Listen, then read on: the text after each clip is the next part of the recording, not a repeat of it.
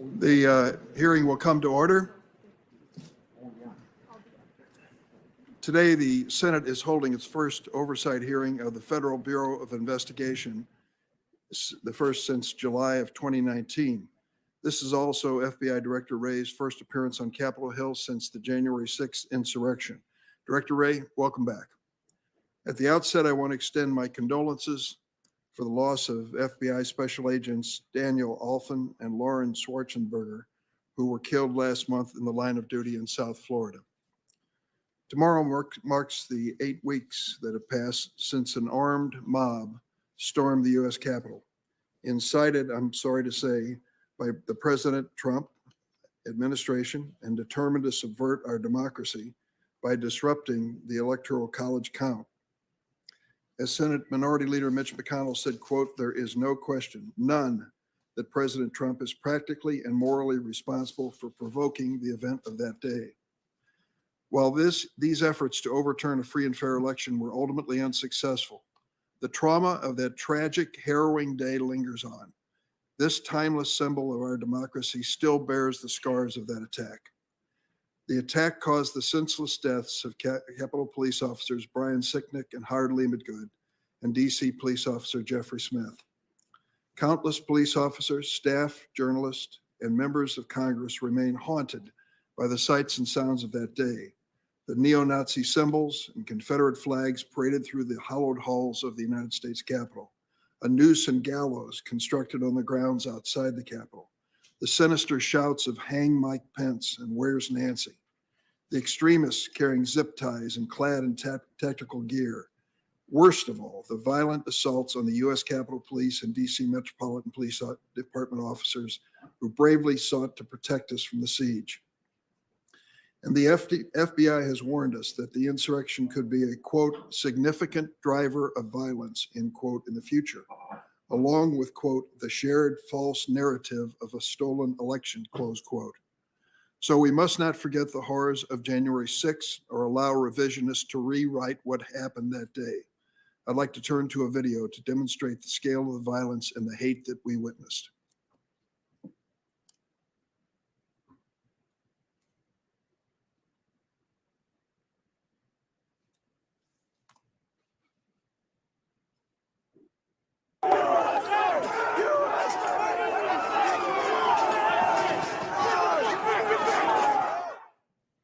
It's just a cloud of smoke, broken flag poles, everything in the rotunda just laying there on the floor. We're told to get helmets, riot helmets. You just see a sea of people, and then you look down and you see officers fighting with these people, pepper spray, smoke grenades, gas grenades. I see Speaker Pelosi being evacuated, and I hear them tell her, the Capitol's been breached. The staff went under the table, barricaded the door, turned out the lights, and were silent in the dark for 2.5 hours. Not knowing how long you were going to have to be there, not knowing when you could come out, not knowing if you were going to come out. We fought with these people who were prepared for a fight. They had on gas masks, they had on body armor, they had on tactical gear, bulletproof vests. They were ready to go. There were so many calls on the radio. Priority, help, help. Somebody's trapped. We need help. Shots fired. This is when Officer Dunn encountered a couple in the crowd who began hurling the most vile of racial slurs at him, a black officer. He was called the N-word more than a dozen times. He said, "Hey, this voted for Joe Biden, guys. Hey, everybody, this voted for Joe Biden." They said, I was scared. I was absolutely scared. At one point I said, how is this going to end? It was just a double door with glass panes that was pushed out. I ended up getting pinned there by the crowd. There's a guy ripping my mask off, and he was able to rip away my baton and beat me with it. And he was practically foaming at the mouth. We got dozens of officers down, and you got the nerve to be holding a Blue Lives Matter flag. One of the guys kept walking by. The other one pulled out his badge and said, "Trust me, I understand. We're doing this for you, buddy." And he's got a badge. He shows me his badge. 5 people lost their lives that day including Capitol Police Officer Brian Sicknick. They beat police officers. They fought us. They had Confederate flags in the U.S. Capitol. I got called a couple dozen times today. It wasn't just a mob or a bunch of thugs, you know. They were terrorists. They tried to disrupt this country's democracy. That was their goal. Is this America? Is this America? What the hell just happened? The hate on display that terrible day is not a new phenomenon in our country. America's first domestic terror organization, the Ku Klux Klan, was born in the aftermath of the Civil War to terrorize formerly enslaved African Americans. As Judge Merrick Garland noted at his nomination hearing, the Department of Justice was founded during Reconstruction to, quote, secure the civil rights promised by the 13th, 14th, and 15th Amendments. He went on to note that the first Attorney General appointed by President Grant led, quote, a concerted battle to protect Black voting rights from the violence of white supremacists, successfully prosecuting hundreds of cases against members of the Ku Klux Klan. The insurrectionists who stormed the Capitol on January 6th did not wear white robes and hoods. They might as well have.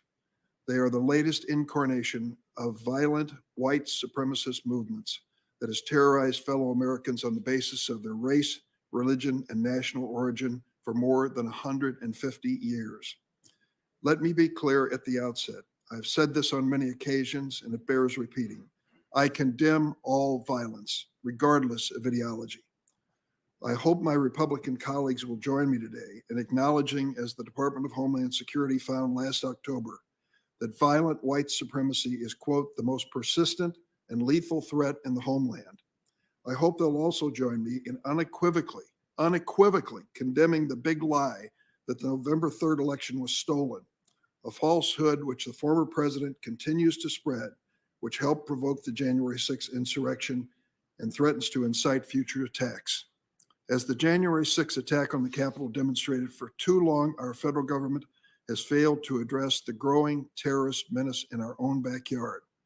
I have been sounding this alarm for some time. In 2012, I held a hearing in this committee on hate crimes and domestic extremism, following the horrific massacre of 6 worshipers at a Sikh Gurdwara in Oak Creek, Wisconsin, perpetrated by a white supremacist. In early 2017, I introduced the Domestic Terrorism Prevention Act with Congressman Brad Schneider, a bill that would enhance the federal government's efforts to prevent domestic terrorism. During the Trump administration, I led multiple letters to Attorney General Barr and to you, asking the steps that were taken by the Department of Justice and the FBI to combat the growing threat of white supremacist violence. I asked why the Bureau made the inexplicable decision to stop tracking white supremacist incidents as a separate category of domestic terrorism.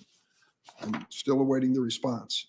Meanwhile, the threat posed by domestic terrorists, and in particular white supremacists and other far-right extremists, has only continued to grow. The 2015 mass shooting at Mother Emanuel AME Church in Charleston, South Carolina, where a white supremacist killed 9 members of the church. The 2018 mass shooting at the Tree of Life Synagogue in Pittsburgh, Pennsylvania, where a white supremacist killed 11 members of that Jewish congregation. The 2019 mass shooting at the Walmart in El Paso, Texas, where a white supremacist targeted Latinos, killing 23 people, and many, many more. Far too many Americans, particularly people of color and religious minorities, worry whether their community will be next to be devastated by tragedy. Despite the scope of the violent white supremacist threat, former President Trump and his administration unfortunately downplayed the threat posed by white supremacists. The Trump administration never set up a task force to combat the numerous incidents of deadly terrorist violence by white supremacists and other extremists. It was only after the Black Lives Matter activists protested last summer against police misconduct that the administration found the need to establish a task force to address, and I quote, anti-government extremists. And a recent report in the New York Times details how the Trump administration's baseless efforts to paint the far left as the real domestic terrorism threat, quote, diverted key portions of the federal law enforcement and domestic security agencies at a time when the threat from the far right was building ominously. To put this challenge in context, even conservative writers believe we are now facing a constitutional crisis. For the first time ever, we have failed to have a peaceful transfer of power, and many are questioning the legitimacy of the current administration. The fact that this divisive political force is hateful and violent challenges all of us to redouble our efforts. I join my Republican colleagues unequivocally in condemning left-wing violence, but let's stop pretending that the threat of Antifa is equivalent to the white supremacist threat. Vandalizing a federal courthouse in Portland is a crime. It should be prosecuted to the full extent of the law, but it is not equivalent to a violent attempt to overturn the results of elections, nor is it equivalent to mass shootings targeting minority communities. This false equivalency is an insult to the brave police officers who were injured or lost their lives on January 6th, as well as dozens of others who've been murdered in white supremacist attacks. We need to be abundantly clear that the white supremacists and other extremists are the most significant domestic terrorism threat facing the United States today. I hope everyone in this room can look at the facts and acknowledge this, and we can come together on a bipartisan basis to defeat this threat. Now I'd like to turn to Ranking Member Grassley. Thank you, Mr. Chairman. And thank you, Director Wray, for being here as opposed to being virtual like we have some people testifying. We all agree that what happened at the Capitol January 6th was a desecration of our shared values. It was an attack on the seat of democracy. Those who engaged in violence disgraced our country. And we know the statistics. At least 7 people, including 1 U.S. Capitol Police officer, died as a result of that day. We also know that 2 officers committed suicide, and we know that hundreds were injured. And of course, we expect that God watches over them and their families. Those who broke the law must be prosecuted, and Congress needs answers, especially about one officer, Brian Sicknick, what happened to him. In pursuit of the facts related to January 6th, Senator Durbin and I have sent oversight letters to the FBI and other agencies. To date, we haven't received any productions. It's difficult to hold a hearing today without records. So the FBI must fully respond to Congress. However, I'm pleased to see that many investigative cases are progressing around the country. As I've noted before, the ultimate responsibility for this attack rests on the shoulders of those who unlawfully entered the Capitol. I've also made very clear that everyone involved must take responsibility for their actions that day, including our former president. Now, in the wake of January 6th, we must seriously examine the threats of domestic extremism. But unfortunately, this threat isn't limited to the events of that terrible day. To fully address it, we must examine the forms of domestic extremism that span the ideological spectrum. And I hope this doesn't put me opposite Senator Durbin on this issue, because I just heard him and I don't think I disagree with anything that he has said. But a narrow view of these matters would be intellectually dishonest. We're not serious about tackling domestic extremism if we tolerate mobs that attack some police officers, but not all police officers. We're not serious about tackling domestic extremism if we care about some government buildings being attacked, but not others.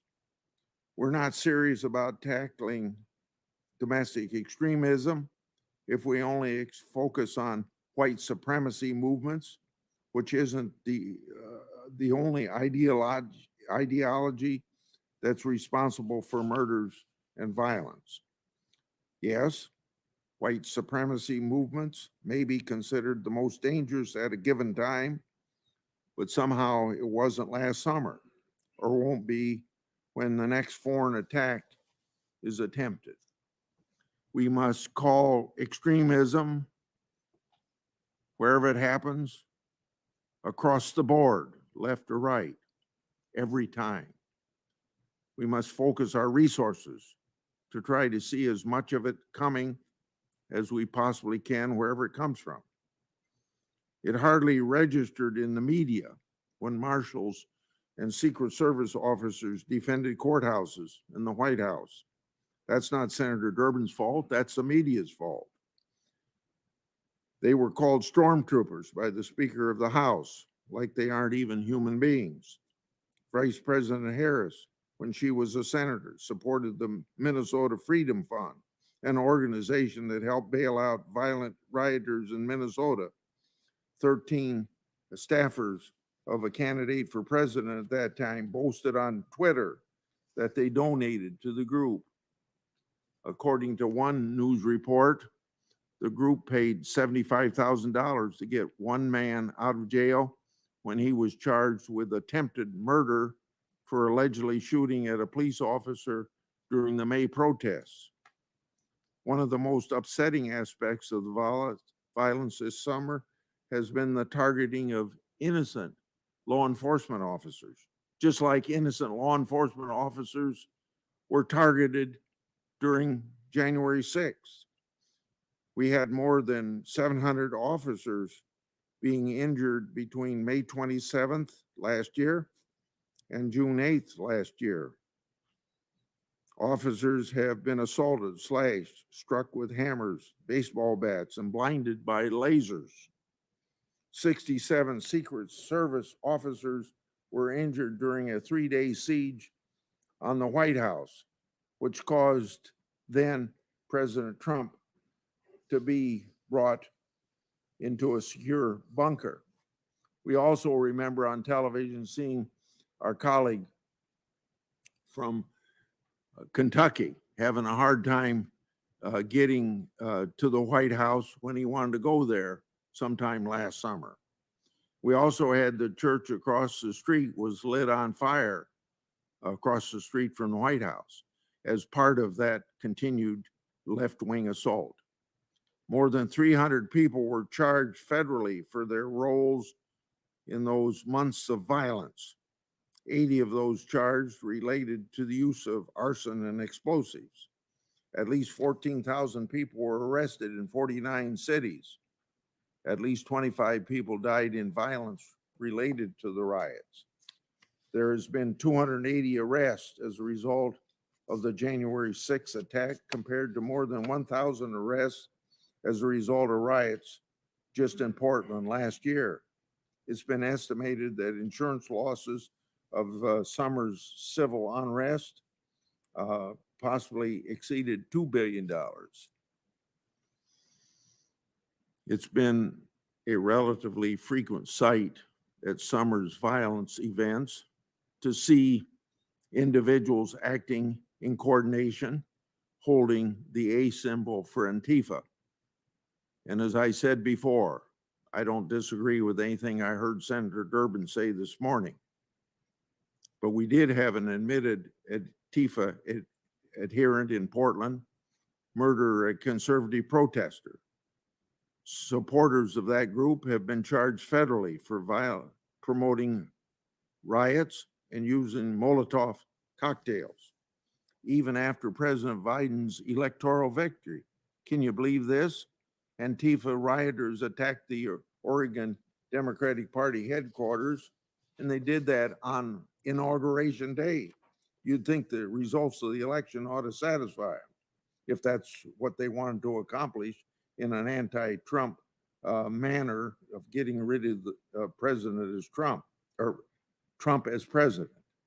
Let's not forget about left-wing activists who opened fire on 24 Republican congressmen and hit a Capitol police officer, a congressional aide, a lobbyist, and Representative Steve Scalise at a baseball field in Alexandria, Virginia. And of course, our colleague on the other side of the aisle had life-threatening injury at that time. In light of these ever-present left-wing threats, I'm concerned about resource shifting talk among our colleagues across the aisle. Let me say this clearly. We aren't going to defund the anarchist extremism program or any other domestic terrorism program. It can't be that the FBI needs a fully funded art theft program, but can't afford to fight both right-wing and left-wing extremism. We must examine the issue of domestic terrorism broadly, very broadly, to include all forms of political extremism, domestic terrorism, wherever it falls on the political spectrum. No serious oversight activity and no other policy decisions can be made without doing both. As we move forward, I encourage both houses of Congress to review not just the events of January 6th, but also domestic violent extremism across the board and the threat it brings to our families and communities. And let me emphasize 3 times now, nothing I heard what Senator Durbin say do I disagree with. But we need real answers on extreme involvement, on pre-planning and coordination. And we also need to know what happened to Officer Sicknick. In closing, I want to express my sincere thanks and appreciation for law enforcement, and in particular, the Capitol Police for their efforts on the job and during the terrible events of January 6th. They're truly heroes. I yield. Thank you, Senator Grassley. Director Wray, would you please stand to be sworn? Do you affirm the testimony you're about to give will be the truth, the whole truth, and nothing but the truth, so help you God? Thank you. Let the record reflect that the director answered in the affirmative. And now, Director, you may proceed with your testimony.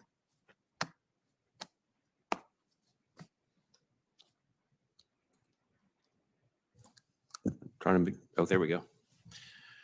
So good morning, Chairman Durman, Ranking Member Grassley, members of the committee. I appreciate the opportunity to be here today to talk about the great work of the men and women of the FBI. Let me start with a quick update on the investigation into the January 6th attack here at the Capitol.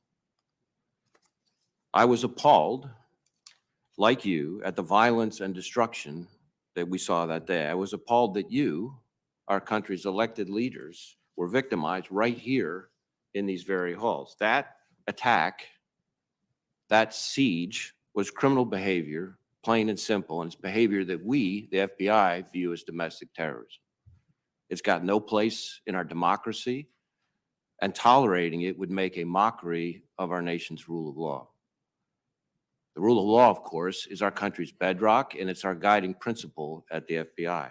That's why the FBI has been working day and night across the country to track down those responsible for the events of January 6th and to hold them accountable. We're chasing down leads, we're reviewing evidence, combing through digital media to identify, investigate, and arrest anyone who broke the law that day. And our greatest partner in this investigation has been the American people themselves, your constituents. Citizens from around the country have sent us more than 270,000 digital media tips. Some have even taken the painful step of turning in their friends or their family members. But with their help, we've identified hundreds of suspects and opened hundreds of investigations in all but one of our 56 field offices. And of those identified, we've arrested already more than 270 individuals to date, over 300 when you include the ones of our partners, with more subjects being identified and charged just about every single day. The FBI is committed to seeing this through, no matter how many people it takes or how long or the resources we need to get it done. Because as citizens, in a sense, we're all victims of the January 6th assault, and the American people deserve nothing less. Unfortunately, as you noted, Mr. Chairman, January 6th was not an isolated event. The problem of domestic terrorism has been metastasizing across the country for a long time now, and it's not going away anytime soon. At the FBI, we've been sounding the alarm on it for a number of years now. I've been sounding the alarm about domestic terrorism since, I think, just about my first month on the job when I first started appearing up on the Hill. And I've spoken about it in maybe a dozen different congressional hearings. So whenever we've had the chance, we've tried to emphasize that this is a top concern and remains so for the FBI. In fact, we viewed it as such a critical threat that back in June of 2019, under my leadership, we elevated racially and ethnically motivated violent extremism to our highest threat priority, on the same level with ISIS and homegrown violent extremists, where it remains to this day. Now, I'm sure we're going to cover a lot of ground today, but let me make one thing clear. The FBI will not tolerate agitators and extremists who plan or commit violence, period. And that goes for violent extremists of any stripe. As I've said many times, we do not investigate ideology, but we focus on acts of violence and violations of federal law. And when we see those, we will bring to bear the full weight of our resources, our experience, and our partnerships. And when domestic violent extremists use explosive devices, when they attack government facilities and businesses, when they assault law enforcement officers, when they use violence to interfere with the lawful operation of our government, they should expect the FBI to come knocking on their door, no matter where they try to run. Now, of course, these are not the only issues the FBI is focused on every day. And as I hope we'll discuss in more detail, this morning we confront a wide variety of threats in countless other forms, like the solar winds intrusions, which we're working to investigate and counter with our intelligence, law enforcement, and private sector partners, both here and abroad. Not to mention a huge range of other cyber threats from nation states, criminals, and toxic combinations of the two, like the vast, unrelenting counterintelligence threat from China, and of course, the alarming threat of violence towards law enforcement officers, a threat that's especially close to home here in the Capitol. The attack on January 6th not only resulted in the injuries of over 100 law enforcement officers, but also the tragic death of U.S. Capitol Police Officer Brian Sicknick in the line of duty. The threat of violence to law enforcement is also deeply personal for us at the FBI. Just 1 month ago today, two of our special agents, Laura Schwarzenberger and Dan Alfin, were tragically killed in the line of duty, and 4 more of our agents shot or wounded, all while serving a search warrant. And I can tell you that there is nothing more devastating, more heartbreaking than the loss of our own. The loss of 2 special agents who not only bravely did what I consider one of the hardest jobs in the FBI, investigating crimes against children, but who were also each parents of young children themselves, of their own, a wife, a husband, and cherished members of their communities. And I know a number of members of Congress, including a number on this committee, reached out and offered their condolences and offerings of support. And I want you to know how much that means to the FBI and how much it means to me personally. Special Agents Laura Schwarzenberger and Dan Alfin sacrificed their lives that day, like far too many of our law enforcement brethren also killed in the line of duty. Their ultimate sacrifice was not in vain. It was to protect the American people, it was to protect each of us. And it's why no matter what comes our way, our work to safeguard the rule of law, to protect the American people, and to uphold the Constitution goes on and will never stop. Thank you for the opportunity to speak with you today. I look forward to answering the questions. Thanks, Director. We'll have 7-minute rounds for the members to ask questions. Let me start. And as you said at the outset, we could spend the better part of a day or beyond that with all the topics of importance involving the FBI. But I really have to stay with the January 6th situation. There's a lot of confusion about the planning and coordination by federal, state, and local law enforcement agencies in the days leading up to the attack on the Capitol. I was surprised to learn the FBI did not issue a threat assessment before January 6th, especially because the FBI's Norfolk, Virginia field office had uncovered specific threats against members of Congress, maps of the tunnel system under the Capitol complex, and places to meet before traveling together to Washington. I was also surprised to hear acting DC Metropolitan Police Department Chief Robert Conti say that his information was only conveyed to the MPD in an email at 7 p.m. the night before January 6th. Chief Conti acknowledged that the information was raw intelligence, but said he would think, quote, something as violent as an insurrection at the Capitol would warrant a phone call or something, close quote. So it comes down to the basic question of what the FBI knew, when they knew it, whether they shared it, why this didn't rise to the level of a threat assessment. So, Mr. Chairman, I welcome the question. You touched on a number of points there. So first, let me say that we were in the period leading up to January 6th, tracking a large amount of information about large numbers of people coming to participate in protests and about the potential for violence. The one specific piece of information that you referred to, the information from our Norfolk field office, has gotten a lot of attention.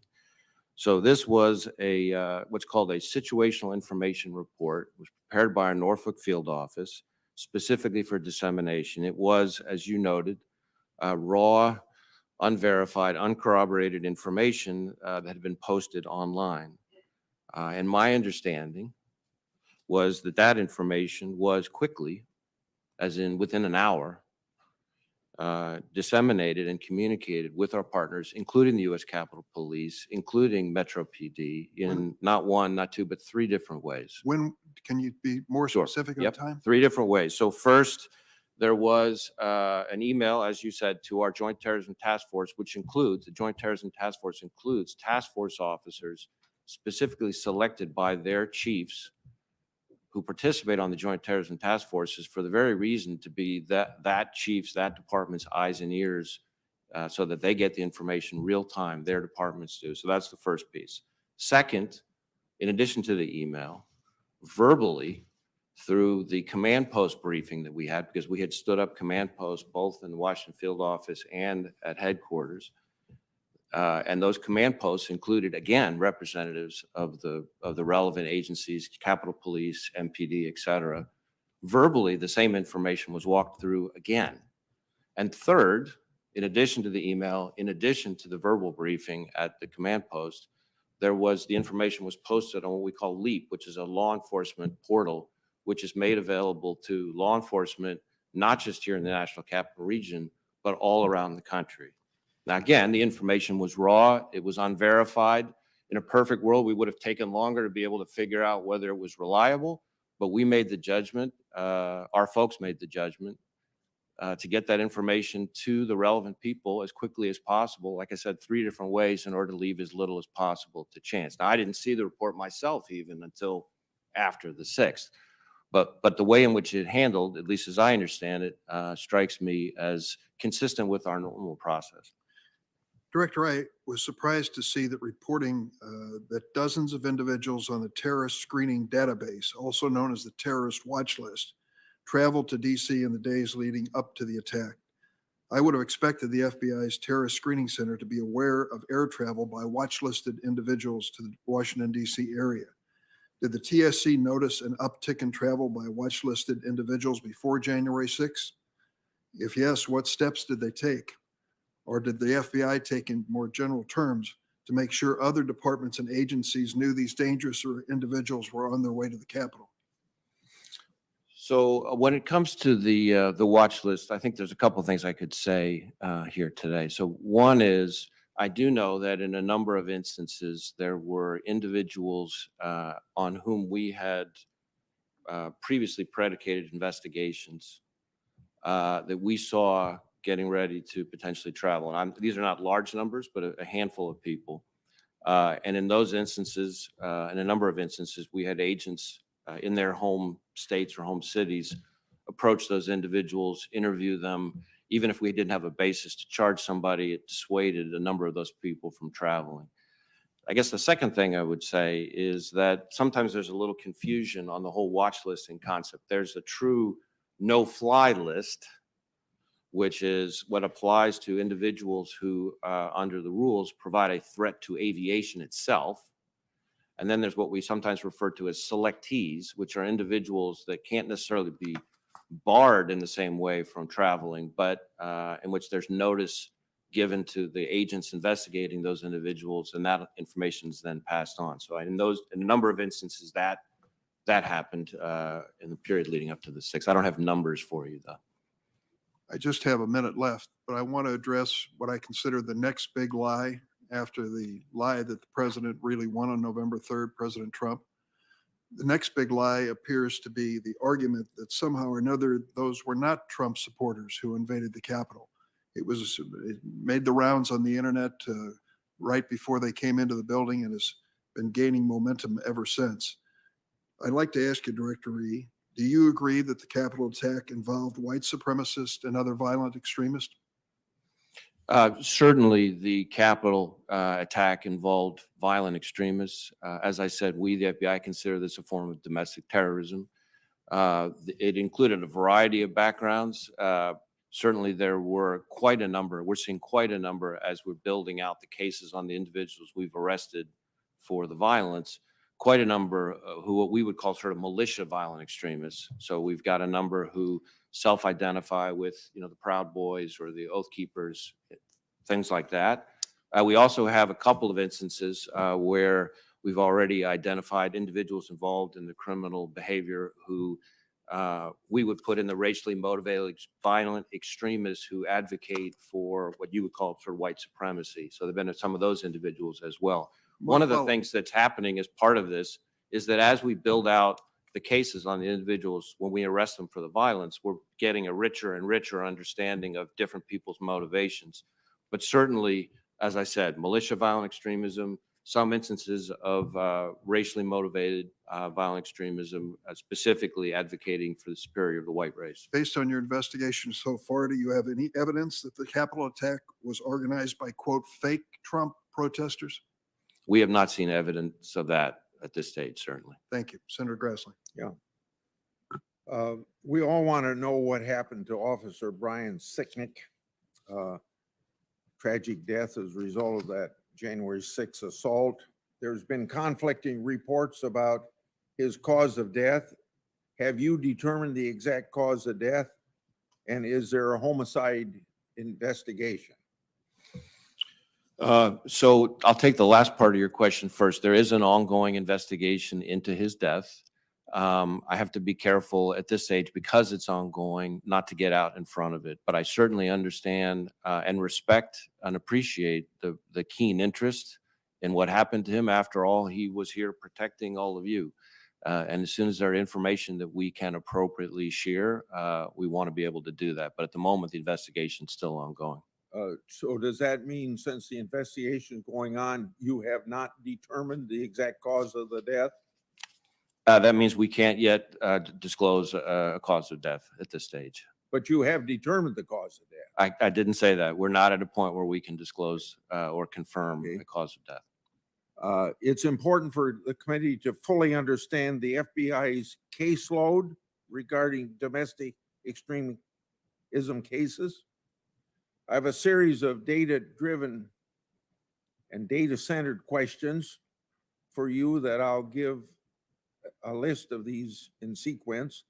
I'd prefer the answers now, but if you don't have them, I'll accept those answers after the hearing as long as you commit to do so. So this is a series of questions.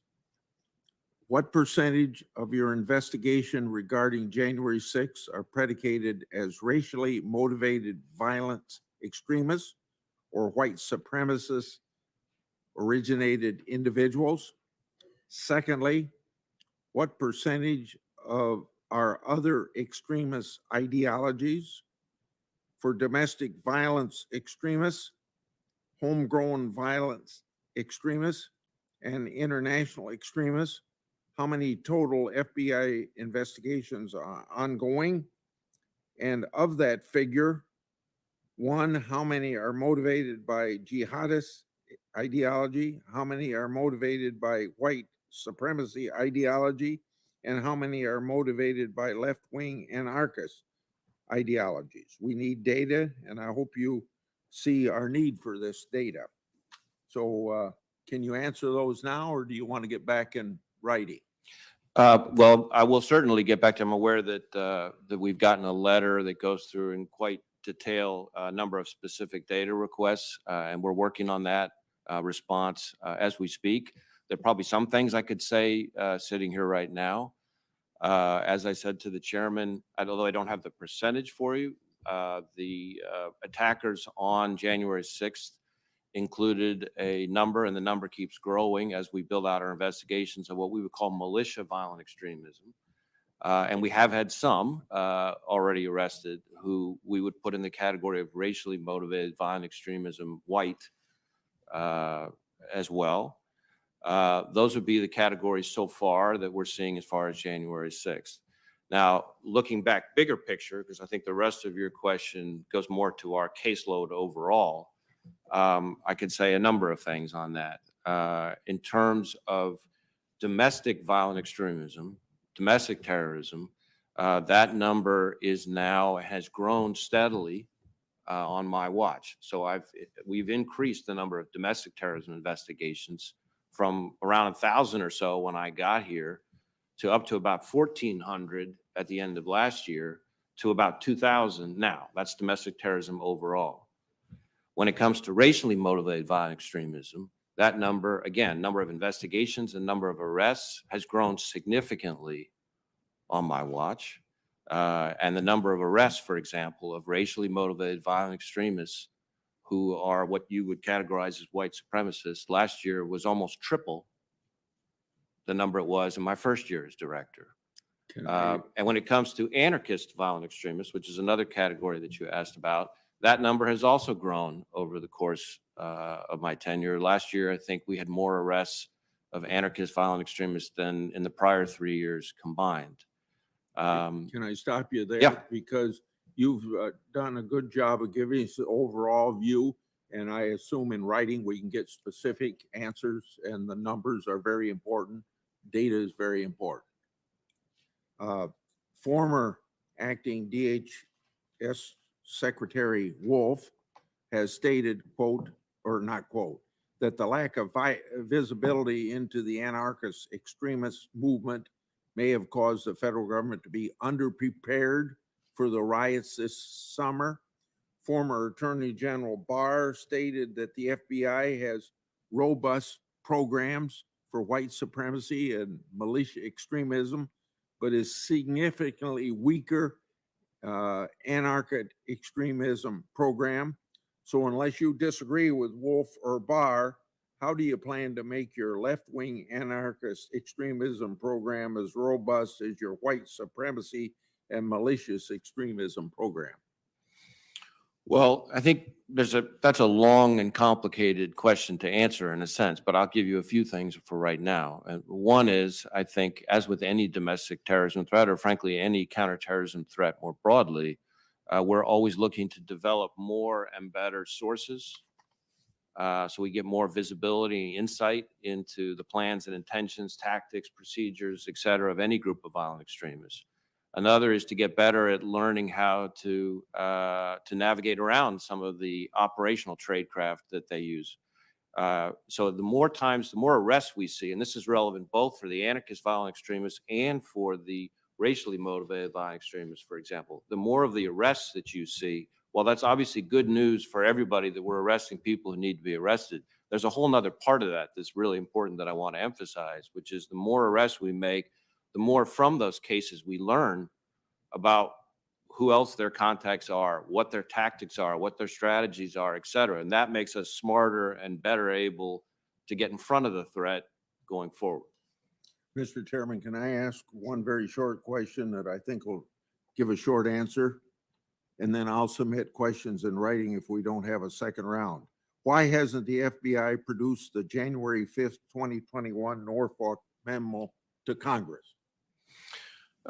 So That information is law enforcement sensitive. I'm aware of the interest, and I think part of the reason it had been withheld in consultation with the department had been the ongoing investigations that we have. But I certainly understand the interest, and I can commit to you that I will get with my staff and see if we can make that available. Okay, thank you. Senator Leahy by remote.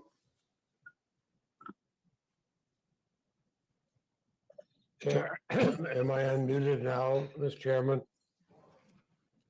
Yes, you are. Thank you. Director Wray, thank you for being here.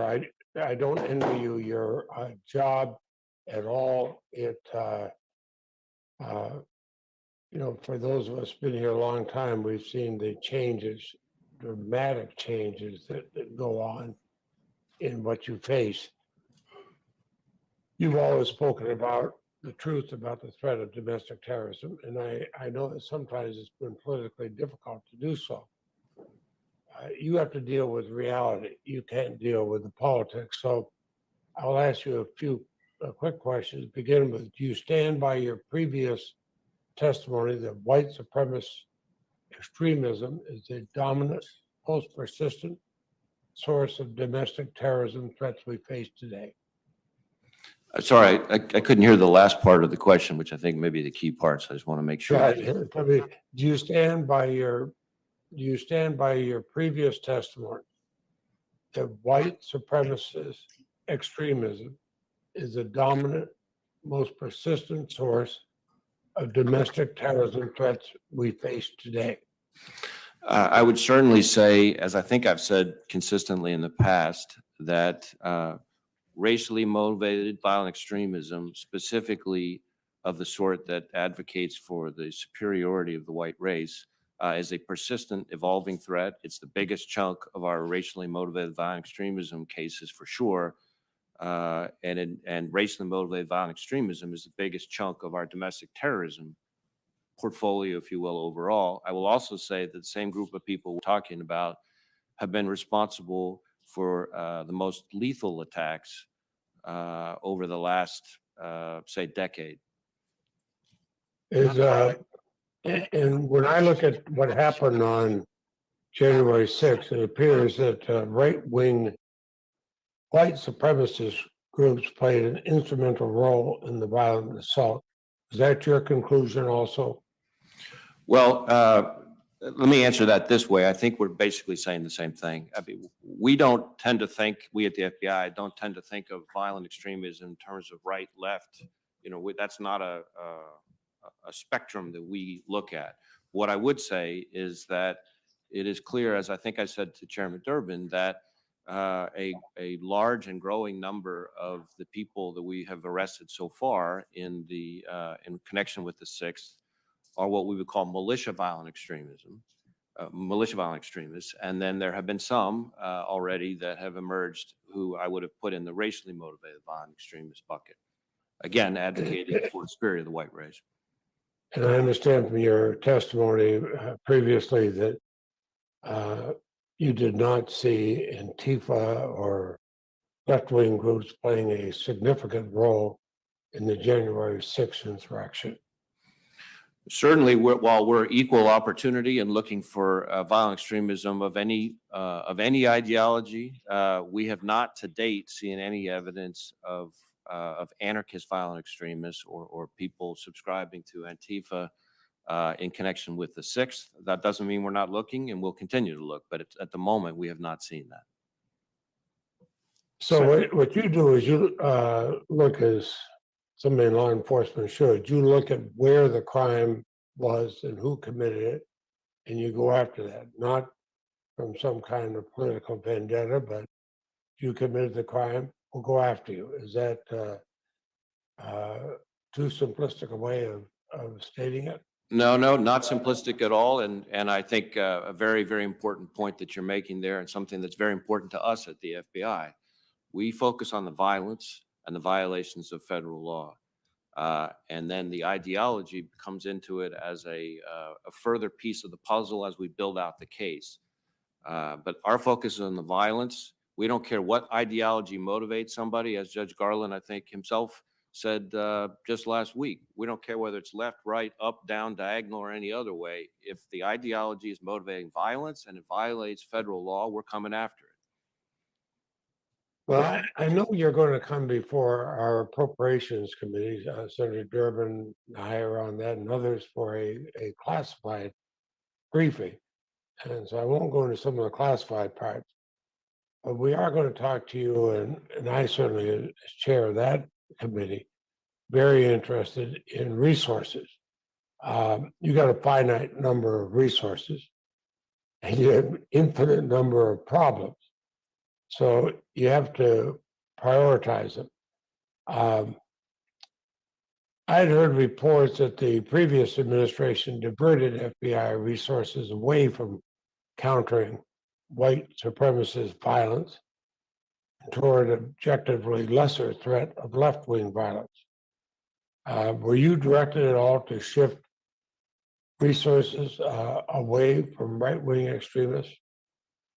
We did not receive direction to, nor did we separate or divert resources away from tackling racially motivated violent extremism, white, over to anarchist violent extremism or anything along those lines. In fact, as I've said, I elevated racially motivated violent extremism, the vast majority of which is of what you would call white supremacist violence, to our highest threat priority where it has stayed. And that drives resources, that drives the collection requirements for all of our field offices. And I think the results speak for themselves. We have significantly grown the number of investigations and arrests in the category that you're asking about. It was up to about 1,400 by the end of last year, and it's up to about 2,000 now, which is doubled where it was at the pace when I started this job. Well, and that's why I would expect you to go where the crimes are and go after it. But we've seen a lot of hate crime, certainly concerns of the hate crimes against Asian Americans. I was the lead co-sponsor of the Matthew Shepard hate crimes prevention. But now, when we see the increases, a recent FBI report indicates that 87% of law enforcement agencies participating in the FBI's hate crime data collection have reported 0 hate crime incidents within their jurisdictions. Do you think that's accurate?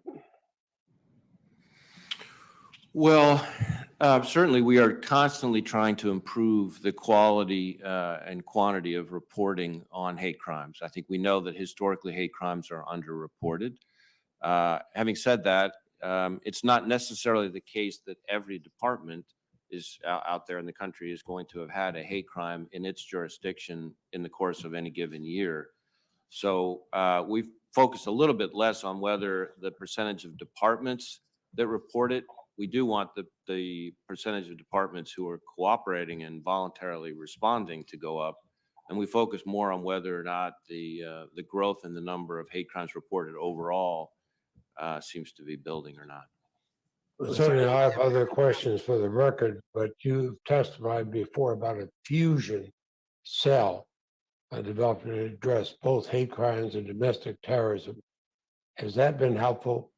It has. So what you're referring to is something that I put in place, I guess about 18 months, maybe 2 years ago.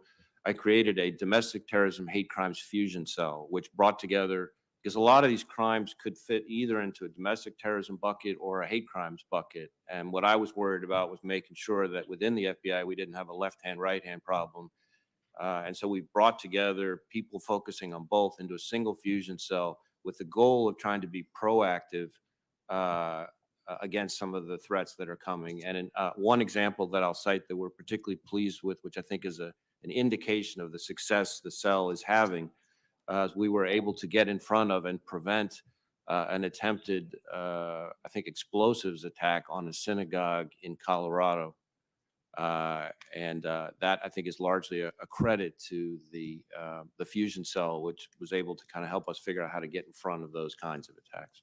Thank you, Senator Leahy. Thank you, Mr. Chairman. Senator Graham? Thank you, Director Wray. I'm going to try to look forward, then we'll talk a little bit about January the 6th. Do you think the National Guard presence at the Capitol at the level we have today should continue? If so, for how long? You know, Senator, I'm not sure that I'm really the best equipped to evaluate the National Guard presence. Okay, fair enough. Fair enough. Uh, you're the best equipped to talk about the capability of the FBI. Do you have enough people and resources to deal with all the threats we've been talking about this morning? Well, needless to say, Senator, I welcome and appreciate the question. Everywhere I go, someone has really good ideas about things they think the FBI should be doing more of. But I have not found very many people with great ideas, or at least responsible ideas of things the FBI could be doing less of. And so our folks are busting their you-know-whats to try to deal with all these threats. We need more agents, we need more analysts, we need more data analytics, et cetera. Let's just stop there because we need to learn as much as we can from January the 6th. This is the 20th anniversary of 9/11. Are you concerned about international terrorists paying us a visit? Absolutely. Okay. Are you concerned about the interaction between international terrorists and domestic terrorists? That's a growing phenomenon, certainly something we're watching with concern. One of my great concerns was that as people flowed into the Capitol with backpacks on, you had no idea who they were and what they were carrying. So it'd been very easy for some international terrorist group to infiltrate this crowd. Do you agree with that? I do think it would have been easy for that to happen. I don't know that we've seen evidence that it did happen, but that's certainly one of the specific things we're looking for. After the attack, don't you think international groups are seeing this as a vulnerability in our system? I'm sorry, I couldn't hear the. International terrorist groups may have found a way to get closer to the Capitol by integrating themselves into domestic political movements. Well, certainly we think the events on January 6th have been at a minimum an inspiration to a number of terrorist extremists out there, and may even have been worse than that. So here's my challenge to you. Sit down and put pen to paper, and in the think big, not small. What do you need that you don't have in terms of agents and resources? And put it to paper. I'm on the Appropriations Committee with Senator Durbin. Many of us here are. I think we've got an opportunity here to plus you up. Is it fair to say that since 9/11, domestic terrorism has exploded as a threat? Well, it's certainly grown dramatically. Okay, grown dramatically, which takes resources to combat. Is that correct? Yes. Has the FBI grown dramatically since 9/11? Not as dramatically as the threat. Okay, so what I want you to do is take the number of agents and resources you had on 9/11 and tell us where you're at today, and make sure that we understand that the threats you're facing are much greater than they were 20 years ago, and challenge us to give you the resources to meet those threats. Back to January the 6th. Is it fair to say, as director of the FBI, you were not informed of the raw intelligence coming from the Norfolk office? Is that correct? Not before January 6th. Okay. So this was an internet posting that somebody captured? My understanding is that this was information posted online under a moniker or a pseudonym. It was unvetted, uncorroborated information, but it was, and it was somewhat aspirational in nature, but it was concerning. It was concerning and was specific enough that our folks in Norfolk thought the need to get it out, even if we hadn't had a chance to corroborate or vet it. Okay, looking back, what would you have done differently with this information?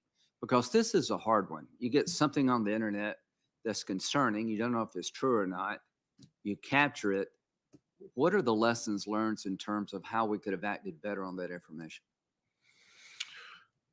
I think the truthful answer is we're still looking at that. This was, I look at intelligence, both collection, analysis, dissemination. We need to get better at collecting, obviously, but the key part here was we often don't have the luxury of time to analyze this information before it gets disseminated. And in this instance, our folks in Norfolk and Washington Field made the judgment that, and I think it was a reasonable judgment, to get the information, like I said, in 3 different ways to their partners, even though they didn't know whether it was going to turn out to be accurate. Play that out a bit. Let's say it made it up to the top levels of the Capitol Police intelligence units to the head of the Capitol Police Force. Given that raw intelligence, what would you expect them to have done differently?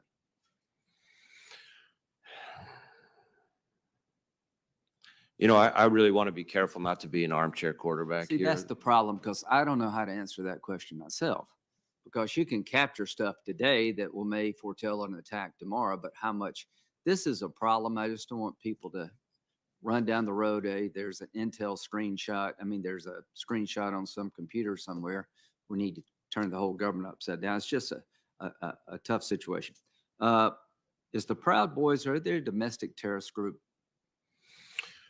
Well, I don't think we have treated the Proud Boys itself as a domestic terrorism group, but we certainly have What individuals. does it take to make the list?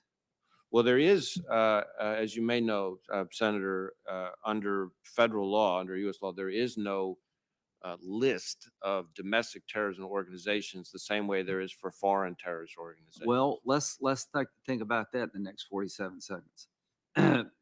Oath Keepers, are they a domestic terrorist organization? Again, as with Proud Boys, we have individuals who associate themselves with that Was group who are Antifa a domestic terrorist organization? Same thing, same answer? Same answer. So why don't we think about how to gather better information and expose some of these groups? If they were on a list, would it make it easier for you?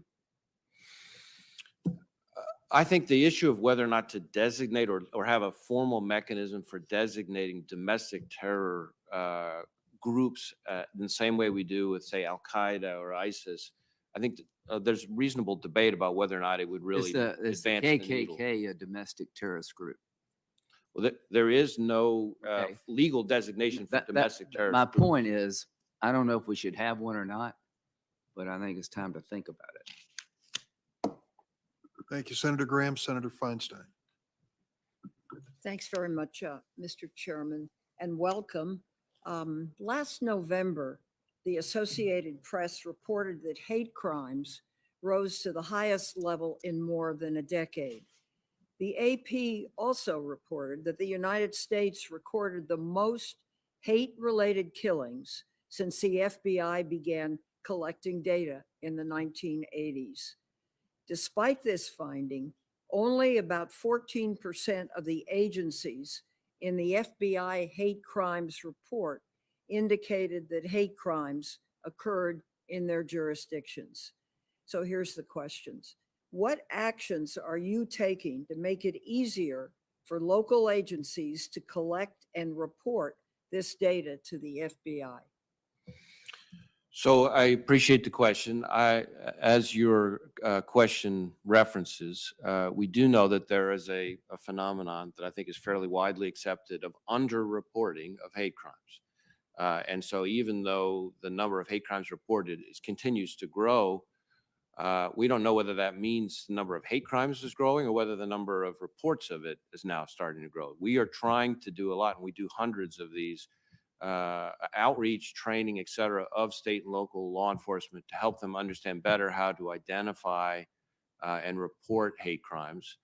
We also have a manual that we put out that helps explain better how to identify that. Of course, a lot of times the offenses that they're looking at under state and local laws don't necessarily come with a neat label that says this is a hate crime on it. And so that's part of the challenge. But we're working with them to try to improve awareness so that we can get better reporting on the subject. Well, that's certainly appreciated. I want to ask about the threat of domestic terrorism by white supremacists. It isn't new, but it's gained a lot of attention within intelligence circles in recent years. And it's the biggest domestic terrorism threat, I understand. Last year, you testified before the House Homeland Security Committee that, quote, the most lethal of all domestic extremists since 2001 have been racially and ethnically motivated. Similarly, the former acting DHS secretary testified before the Senate that, quote, white supremacist extremists, from a lethality standpoint over the last 2 years, particularly when you look at 2018 and 19, are the most persistent and lethal threat when we talk about domestic extremists. Why is the threat of white supremacist terrorism so prevalent in this country?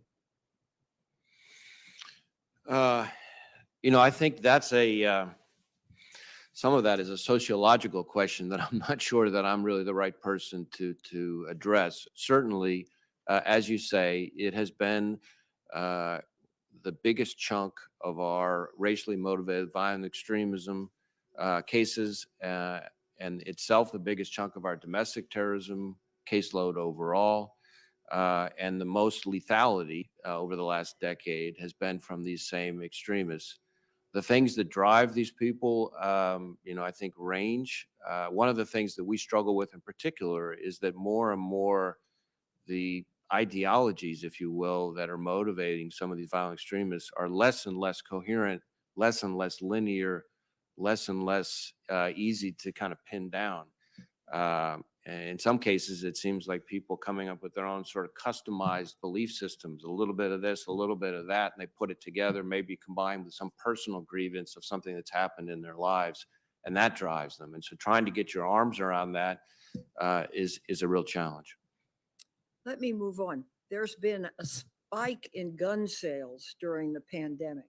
The New York Times reports that approximately 2 million guns were purchased in March of 2020. That's the second highest month ever. According to a July Politico article, there were 823,273 NICS checks in March of 2019 versus 1.4 million in March of 2020. So in March of 2020, NICS blocked more than double the amount of the year before, a whopping 23,692 gun sales in 1 year. Simply put, there's been a dramatic rise in gun sales that's likely going to require some further action. What have you seen, and what will the FBI be doing and or recommending?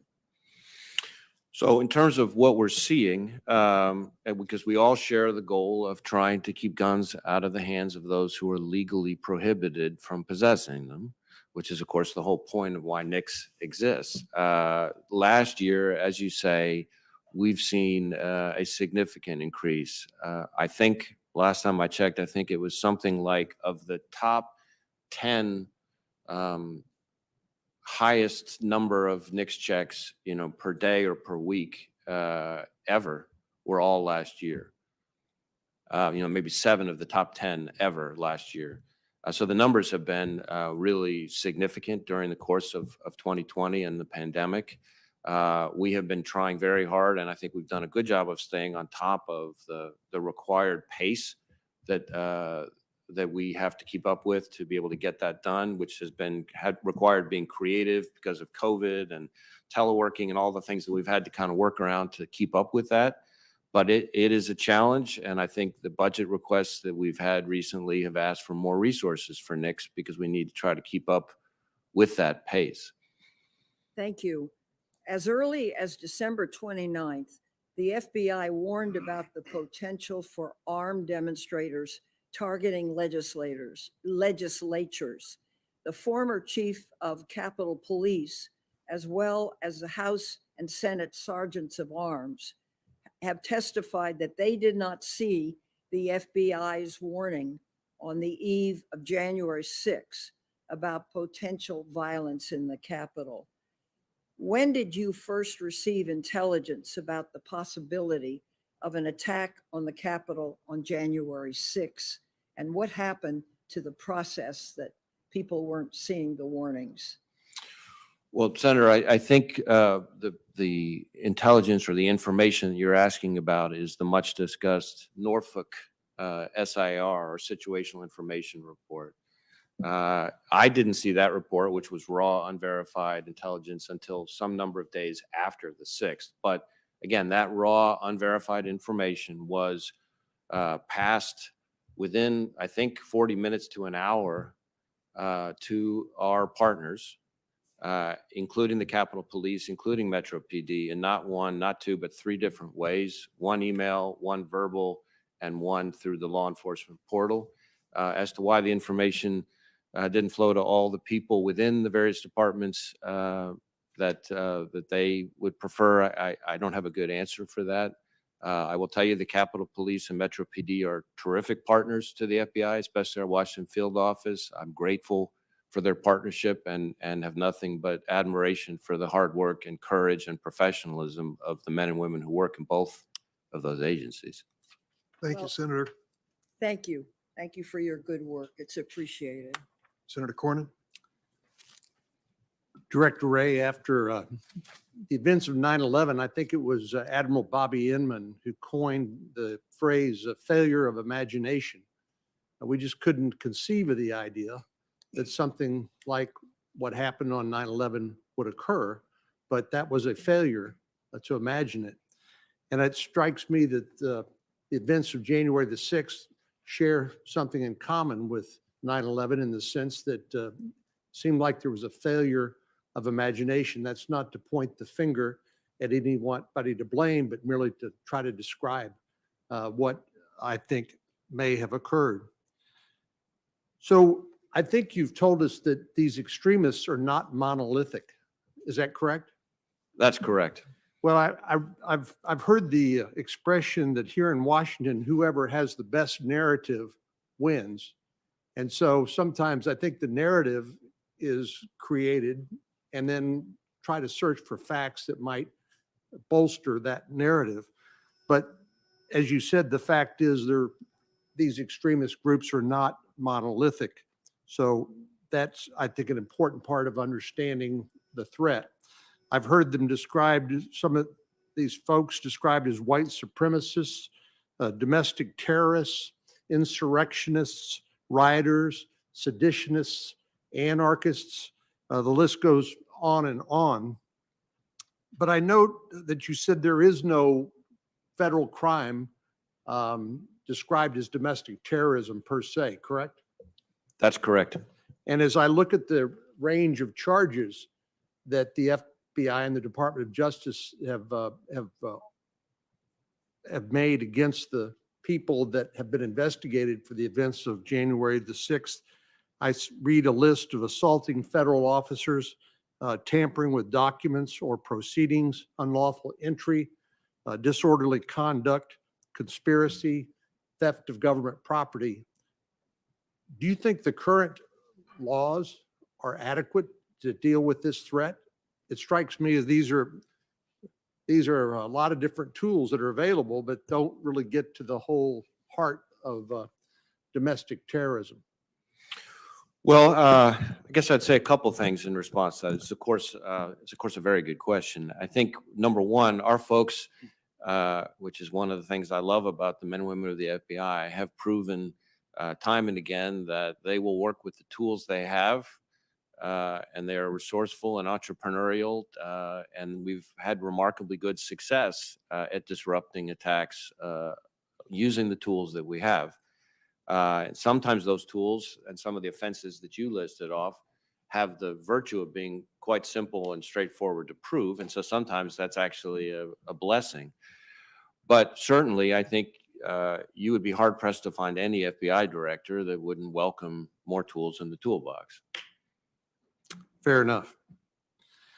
Well, getting back to this narrative about who was involved on January the 6th, there was a helpful report from the George Washington University Program on Extremism that looked at about 257 federal defendants as a result of the events of January the 6th. They noted that 142 of those 257 defendants they referred to as inspired believers. They said they concluded they were neither participants in any violent extremist group, nor connected with any individual who stormed the Capitol. Again, I guess bears out your conclusion, your statement that this is not a monolithic group again. So I think you've touched on two very important points there. One is both with domestic violent extremists and frankly with what we call the homegrown violent extremists, which are the jihadist inspired. The difference between inspired terrorist attacks and over here and domestic and sort of directed or facilitated, in a more structured, formal way, is something that I think a lot of Americans struggle with understanding. And more, the threat that we face as a country is what I would call the inspired attacks.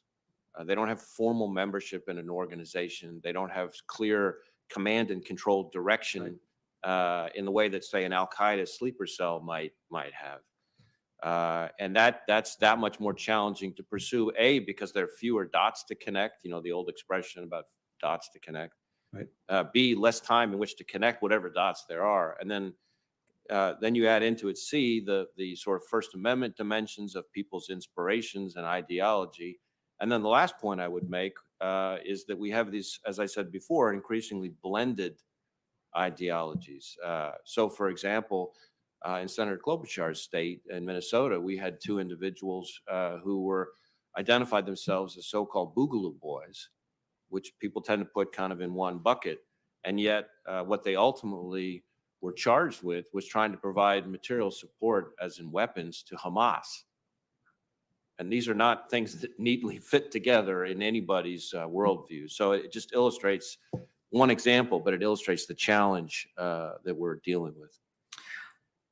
It's the FBI's responsibility to deal with counterintelligence investigations, correct?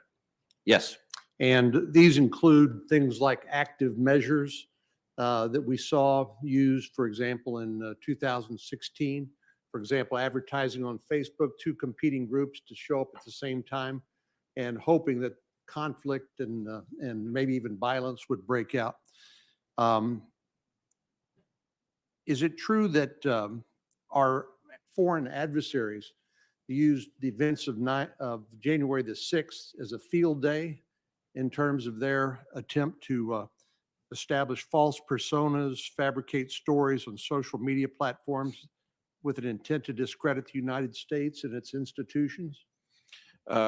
Certainly we have seen, and I'll keep it at an unclassified level in this setting, but foreign adversaries, a number of them, leveraging the events of January 6th to amplify their own narratives, to try to push out propaganda, misinformation, to try to, in their view, accelerate what they think of as the United States' decline. Thank you. Thanks, Senator Cornyn. Senator Whitehouse. Thank you. Director Wray, welcome. Before we get to the business of this hearing, we've got some, in fact, a lot of unfinished business. Do you know how many questions for the record the FBI failed to answer in the last 4 years? I do not. Well, I'll tell you, there were 9 hearings in this committee in which the FBI was a witness, and in 7 of them, the committee got exactly 0 questions for the record. 7. 0 questions. Can you explain that? I cannot. I will say. Are you going to do any better with the questions that we're getting right now? You've been asked questions for the record. Are they going to go into the same, whatever it was, hole where questions for the record go to die at the FBI? Well, Senator, first thing I would say about questions for the record is that, as you may know, there is an elaborate interagency process that requires that answers that we provide have which is immensely convenient for the executive branch. But our questions don't direct that interagency process, do they? And that interagency process doesn't respond to us in Congress, does it? We're required to comply with the interagency process to provide our responses to questions for the record. By what? Now, having said that, by what are you required to comply with that interagency process? I can't cite you the reg or the rule. Because it seems to me that when the FBI wanted to get information to this committee, particularly when it wanted to get information to Republican members of this committee so they could investigate your investigation of the Trump-Russia connection, that information got right through to our Republican colleagues, It didn't seem to go through any interagency process. It wasn't delayed. What we seem to have is, for most of us, but this was bipartisan, by the way. When I say we got 0 questions for the record answered from those hearings, I mean 0 questions of any member of this committee, not 0 Democratic members answered. Okay? So you've got this basic highway for responses to Congress. Let me ask you just a little sidebar. Do you think Congress deserves responses to questions from executive agencies as part of our oversight responsibility? Yes, absolutely. Okay, good. So we're at least over that hurdle. So we've run this rigmarole with the interagency process in which we don't get answers. Some of these go back to 2017, by the way. That's years of not getting our questions answered. And then, when it's a question that's suddenly of interest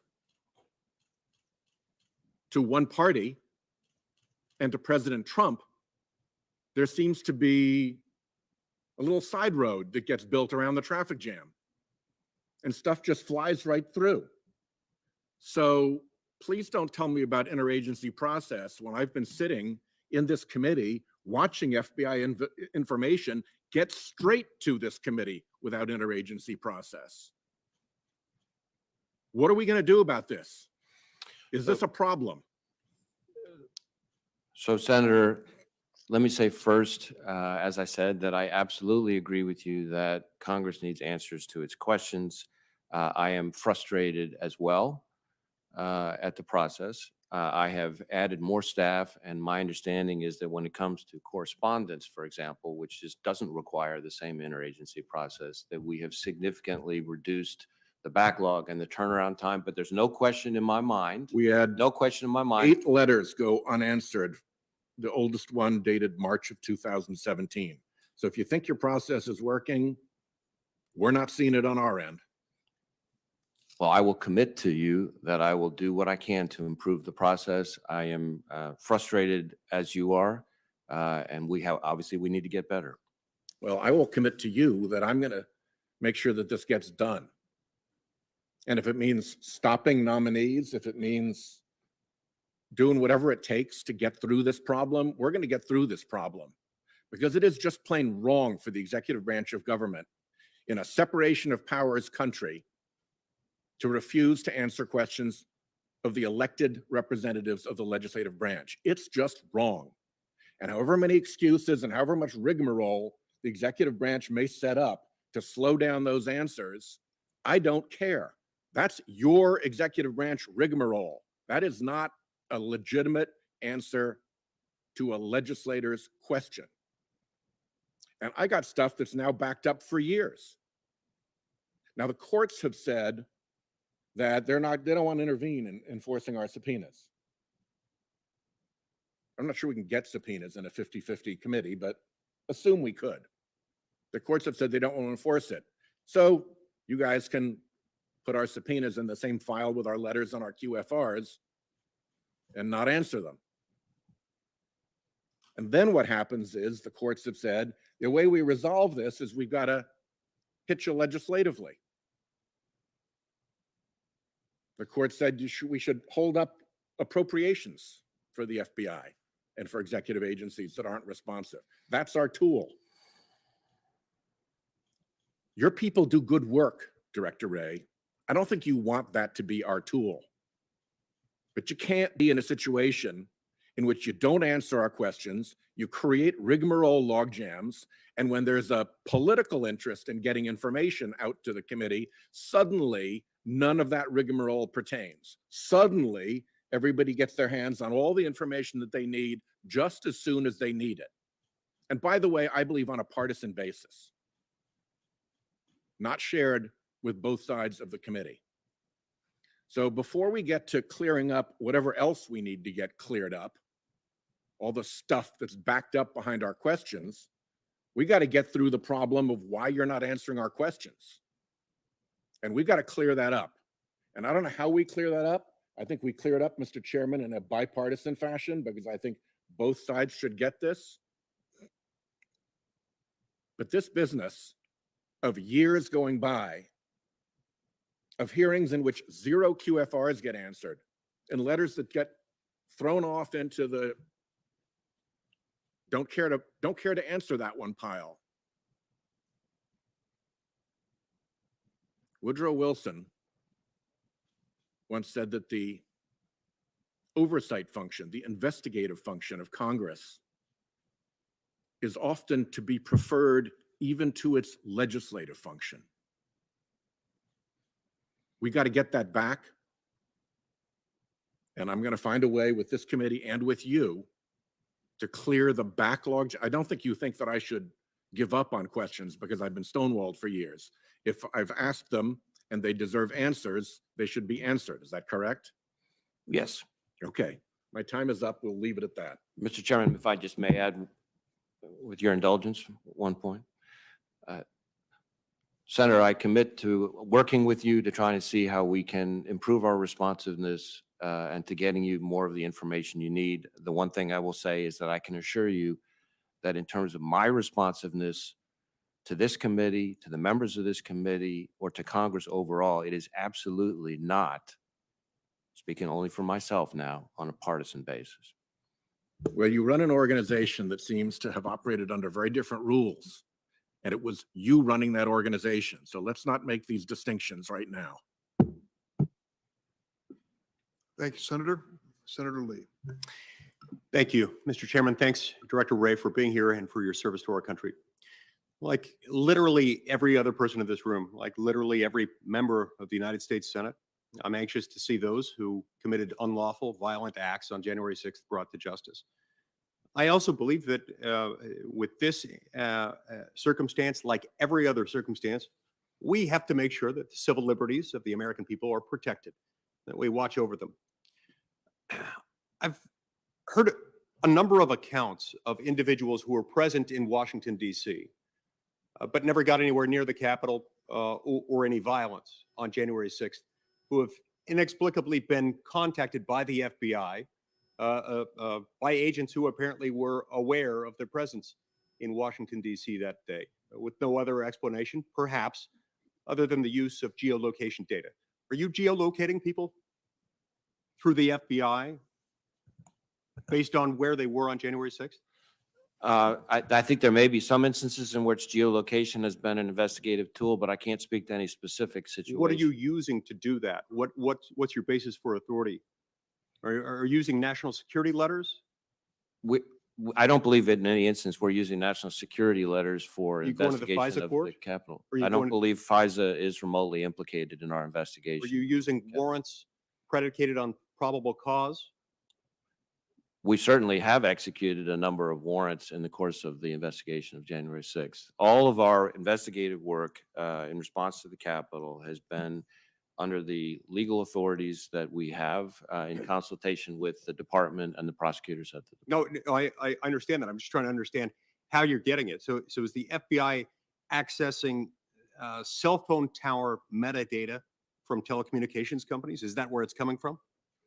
Again, without knowing the specifics, without being able to drill into the specifics, it's hard for me to answer your question in a way that I think you would Are there find instances satisfying. in which you're interviewing people based solely on information derived from a telecommunications provider, providing geolocation information indicating that they were on or near the National Mall on January 6th? With respect, Senator, because this is a massive nationwide investigation involving thousands and thousands of interviews, it's very hard for me to speak with any absolute confidence as to whether there's any interview predicated on any one specific. No, I understand that. Yeah. I understand that. And I certainly wouldn't expect you to be aware of every circumstance. I would, though, like to know whether you're doing that at all, whether that is ever the basis for it. I would appreciate if you could answer that. If you're not aware of it right now, that's great. But if you could let me know sometime today or tomorrow, that'd be great. I'm sure there's someone who can provide a yes or no answer to that question. Over the years, I've raised a number of questions, and it's one of the things that prompted my question here about FISA and related questions just about the collection of metadata from communications providers and so forth. Over the years, and by over the years, I mean literally over the last 10 years, the entire 10 years I've served as a member of this committee and as a member of the United States Senate, I've been told fairly consistent answers under different FBI directors and different presidential administrations run by different parties. But the most consistent theme in those answers has been just trust us. Don't worry. We've got good people, smart people, law-abiding people who are running this, and we've got procedural safeguards in place to prevent the type of abuse that you're concerned about. Now, Inspector General Horowitz issued a report in 2019 regarding Crossfire Hurricane, and through a subsequent memorandum dealing with Woods File issues that really helped prove my point. At the time, in response to those concerns, you issued statements suggesting that you would take concrete actions to make sure that these things were changed. Could you tell me what some of those actions are? Have you taken the actions you referred to in response to Horowitz's report and his subsequent memo on the Woods File issues? Yes, Senator, I welcome the question. So first off, as you may know, we accepted all of the findings and recommendations in the Inspector General's report. I ordered at the time over 40 corrective actions to go above and beyond the recommendations of the Inspector General's report, and those have been implemented. Those include everything from strengthening our procedures to ensure accuracy and completeness, to make sure the court gets all the information it's supposed to, changes in our protocols for CHSs, confidential human sources, training changes. I created a new Office of Internal Audit that's specifically focused on FISA auditing. There's a whole number of things I'd be happy to walk through, but I recognize that our time is limited, so you tell me how much. No, I appreciate that. Yeah. And I appreciate anything that you've done within the agency to do that. I hope you can understand my concern, which is that we've been told over and over again, we already have strong procedures in place internally. Those strong procedures apparently haven't over the last 10 years proven enough. So my view is that in addition to anything that you may be doing that may well be helpful, and I appreciate anything that you're doing that's helpful, we probably ought to have some statutory restrictions as well, so that it's not the FBI and the FBI alone acting solely upon the FBI's internal guidance documents, from which the FBI could have, of course, choose to depart at any moment. I'd love to see reforms in this area, and in particular to protect the civil liberties of the American people.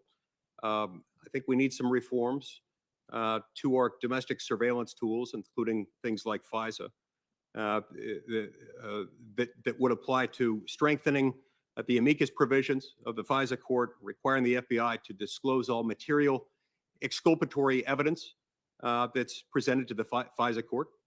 No less important here than in an Article 3 court sitting in its capacity of adjudicating criminal cases. In fact, if anything, it's more important here because in the FISA context, it's not public.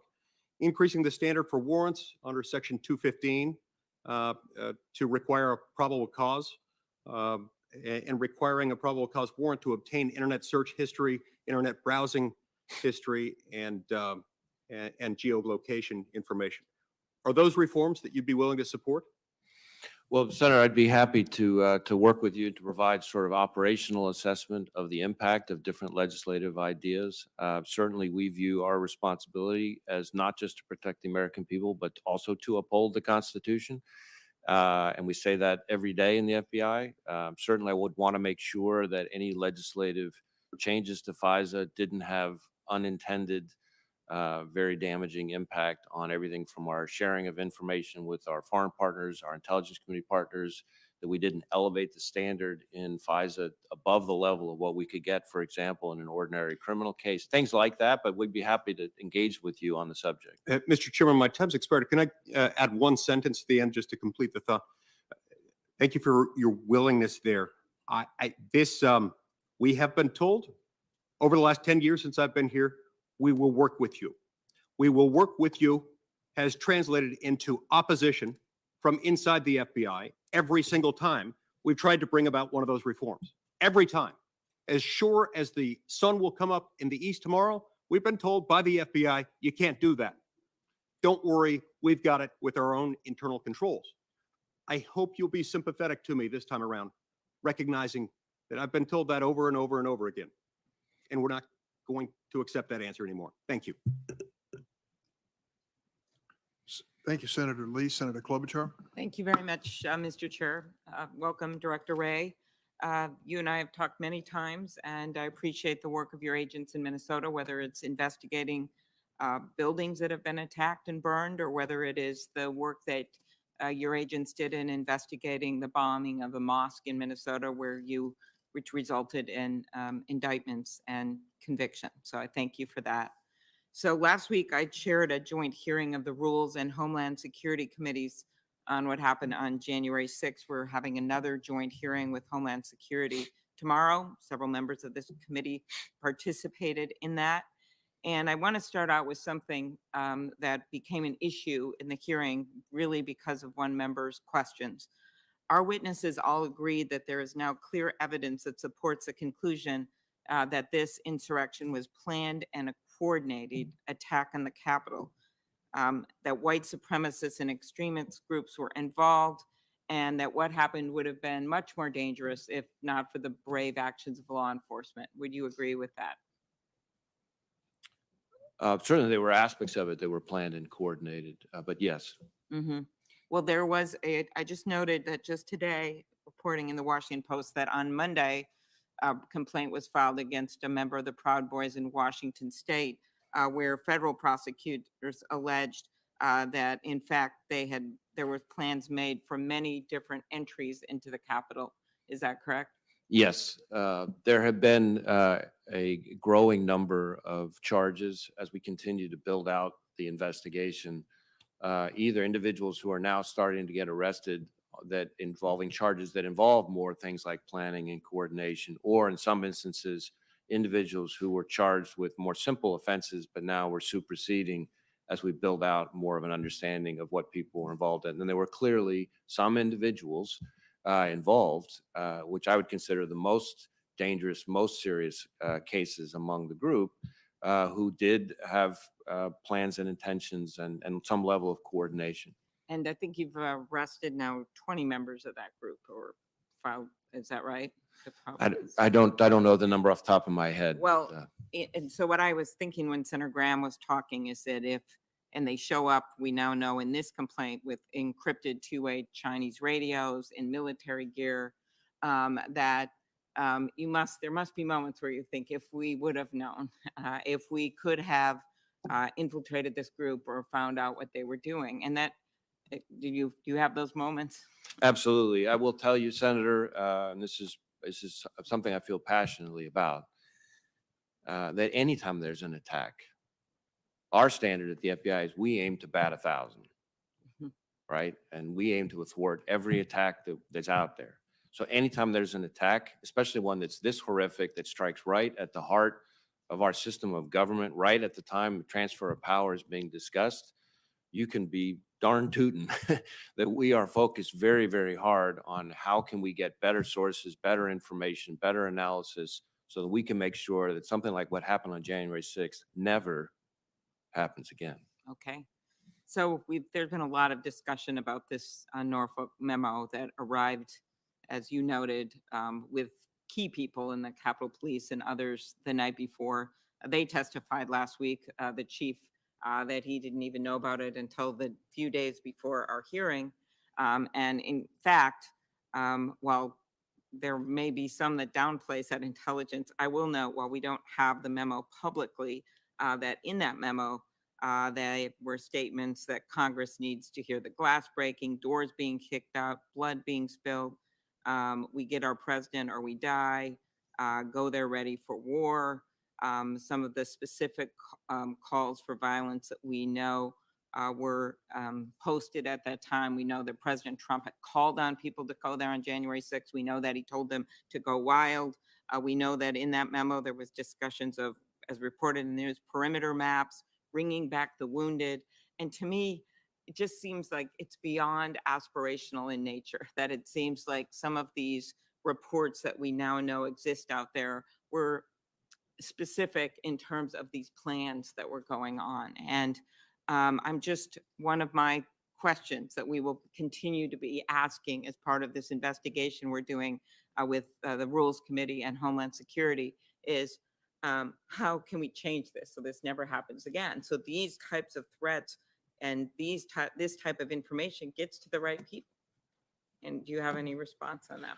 Well, as I said, in connection with the particular report that you're referring to, the Norfolk SIR, as they call it, we did communicate that information in a timely fashion to the Capitol Police and MPD in not one, not two, but three different ways. But do you think it's enough just to send an email? Well, it's more than just an email, right? So first off, the email itself went to, I think there are maybe as many as 5 Capitol Police Task Force officers on the Joint Terrorism Task Force. And the whole point of the Joint Terrorism Task Force is for the chosen representatives of the partner agency to be there in the loop real time so that everybody's got the same information so that each agency can use that information to do what it needs to do.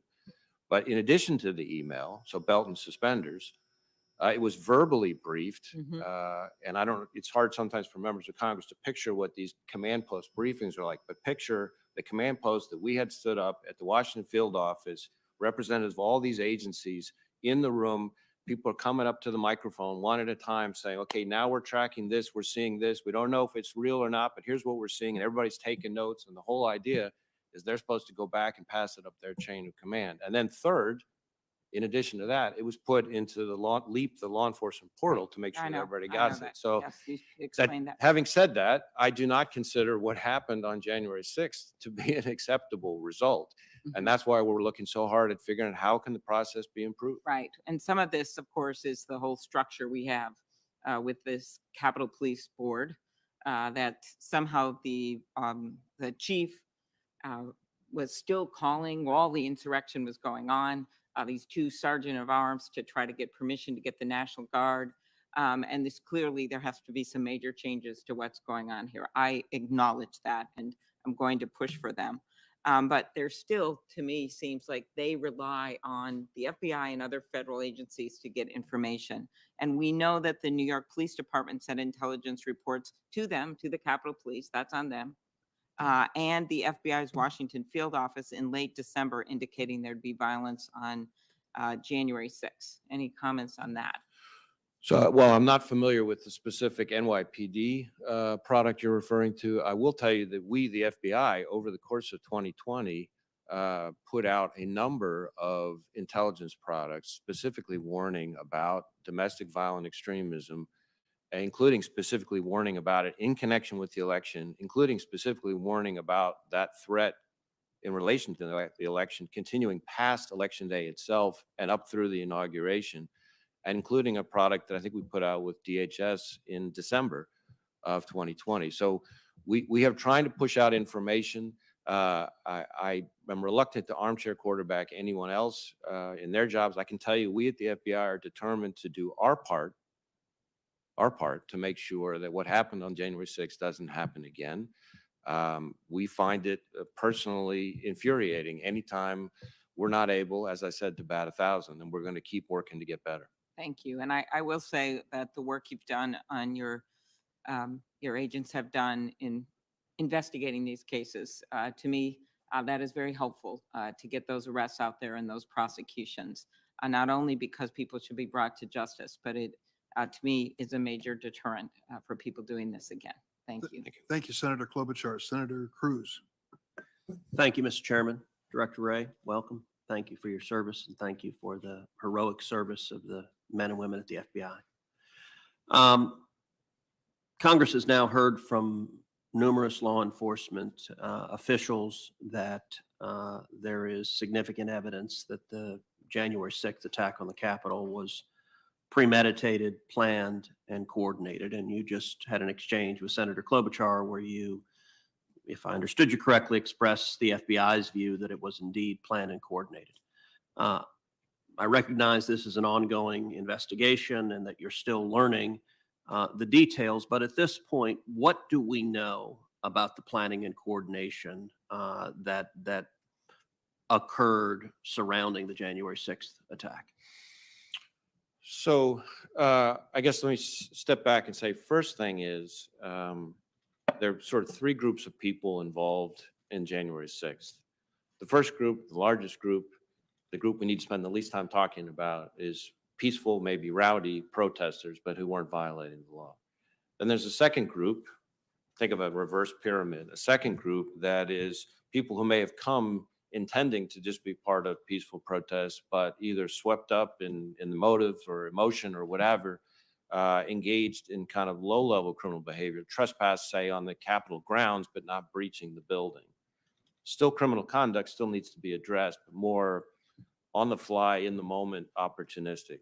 The third group, the smallest group numerically, but by far and away the most serious group, are those who breached the Capitol grounds, who engaged in violence against law enforcement, who attempted to disrupt the members of Congress in the conduct of their constitutional responsibilities. And of those, some of those people clearly came to Washington, we now know, with plans and intentions to engage in the worst kind of violence we would consider domestic terrorism. And so some of that coordination appears to have been coordinated travel, coordinated meeting up, coordinated in terms of gear they might be wearing or bringing with them, that kind of thing.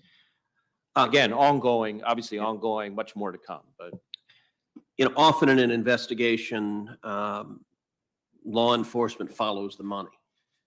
Is there evidence at this point of coordinated funding prior to January 6th, providing military equipment, providing communications equipment, or the like?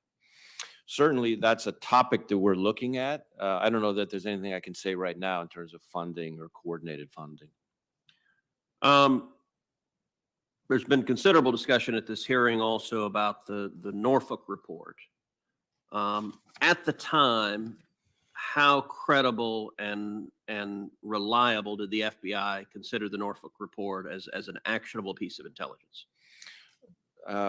Senator, my understanding is that our folks at the time viewed it as raw, unverified, and therefore of unknown reliability information. But because of the level of detail that was in it, and some of this is art, not science, unfortunately, in the world of intelligence, the judgment was that given the press of time, given the specificity in it, even though it sounded somewhat aspirational in nature and was unverified, the smartest thing to do, the most prudent thing to do was just to push it to the people who needed to get it. And as I said, that happened three different ways.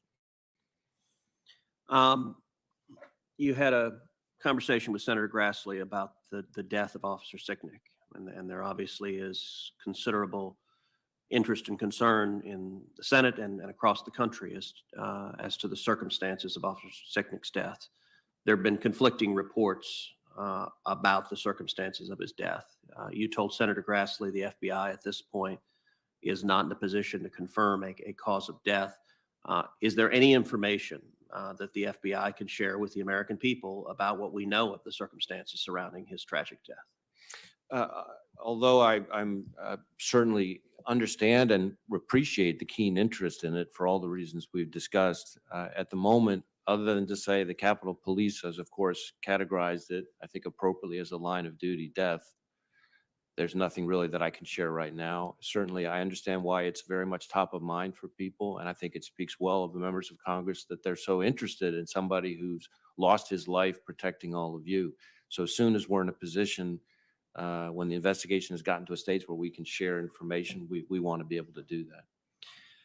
Now let's talk more broadly about domestic terrorism, because the riot on January 6th didn't come out of nowhere. And last year, the Department of Justice created a task force to investigate and understand the growth of political violence. The memo creating the task force states, amid peaceful demonstrations protected by the First Amendment, we have seen anti-government extremists engage in indefensible acts of violence designed to undermine public order. Among other lawless conduct, these extremists have violently attacked police officers and other government officials, destroyed public and private property, and threatened innocent people. Is that task force still operating? I know the work that the task force began is still ongoing. In the past year, we have seen massive rioting and violence as extremists, many of them leftist extremists, took to the streets across the country. In just 2 weeks at the end of May and early June, over 700 law enforcement officers were injured. Looking at all of 2020, over 14,000 people have been arrested in 49 cities, and at least 25 people have died in the violence. And it's estimated that the property damages from these riots could exceed $2 billion. What is the FBI doing to counter this ongoing pattern of domestic terrorism? So, Senator, certainly we tried to respond aggressively with our partners to the domestic violent extremism that we saw playing out in streets all across the country this summer. Most of that activity, a lot of that activity, I would say, fell in what we would categorize as anti-government, anti-authority violent extremism.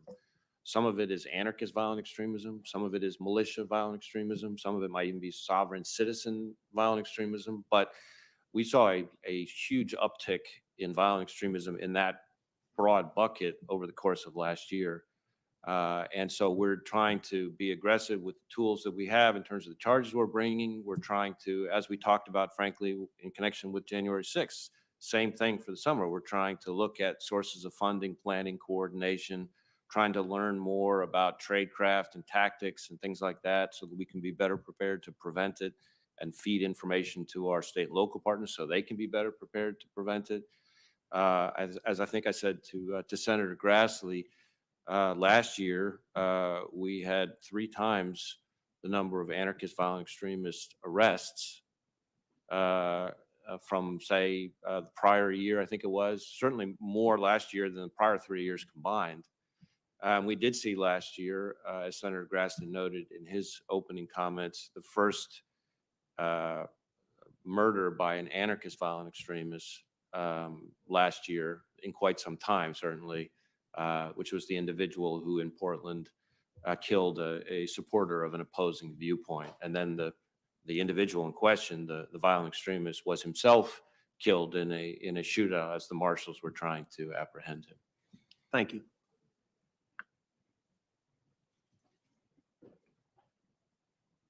Senator Coons. Thank you, Chairman Durbin. Director Wray, welcome. Thank you for your service and your testimony today. And let me join with my colleagues in conveying our condolences on the line of duty deaths of Special Agents Daniel Alfin and Laura Schwarzenberger. It has been a long time since there's been a special agent line of duty death, but every loss of life by those who are serving us and protecting us is too many. And we join in grieving their loss and hope you'll convey that to their families. But our purpose here today is to focus principally on what happened in this complex, in this building, in the Capitol on January 6th. Charleston, Charlottesville, Pittsburgh, El Paso, Kenosha, and right here in the U.S. Capitol. These are just some of the recent examples where far-right extremists and white supremacists have terrorized this country, their fellow citizens, and murdered individuals. We all condemn violence by anyone of any political persuasion, but we have to be honest about the significant threats we face, and that's the only way we can work together to take steps to confront them. I think it's critical to that process for us to uncover the real facts of what happened, and given some of the misinformation being spread by some colleagues, I just would appreciate your readdressing a couple of questions. Can you speak with clarity about what we know about the January 6th, the riot here at the Capitol? You've said there have been, I think, 280 arrests so far. Has there so far been any evidence that the January 6th riot here, the insurrection, was organized by people simply posing as supporters of President Trump? We have not seen any evidence of that, certainly at this Is there any evidence at all that it was organized or planned or carried out by groups like Antifa or Black Lives Matter? We have not seen any evidence to that effect thus far in the investigation. And is there any doubt that the people who stormed the Capitol included white supremacists and other far-right extremist organizations? There's no doubt that it included individuals that we would call militia violent extremists, and then in some instances, individuals that were racially motivated violent extremists who advocate for, the superiority of the white race. But the militia violent extremists is probably at the moment trending the biggest bucket, if you will. Well, you face challenges. We as a nation face challenges with extremists of all stripes, types, backgrounds, motivations. As the new chair of the Subcommittee on Privacy and Technology and Law, I'm concerned about how extremists have used social media platforms to organize and incite violence, and in some ways about how social media platforms work to accentuate or accelerate those who have extreme views and to potentially radicalize those who don't hold those views. I led a letter with 14 colleagues last November to Facebook, raising concerns about the adequacy of their enforcement of their own policies against violence and incitement. Can you speak to the extent to which the January 6th attack on the Capitol was organized through social media platforms? So certainly social media on January 6th, as for the domestic violent extremist threat more broadly, has become a major factor, a catalyst, if you will. The increased speed, dissemination, efficiency, accessibility that it provides, it facilitates a greater interconnected nature in a more decentralized way. And so I sometimes say terrorism today, and we saw it on the 6th, moves at the speed of social media.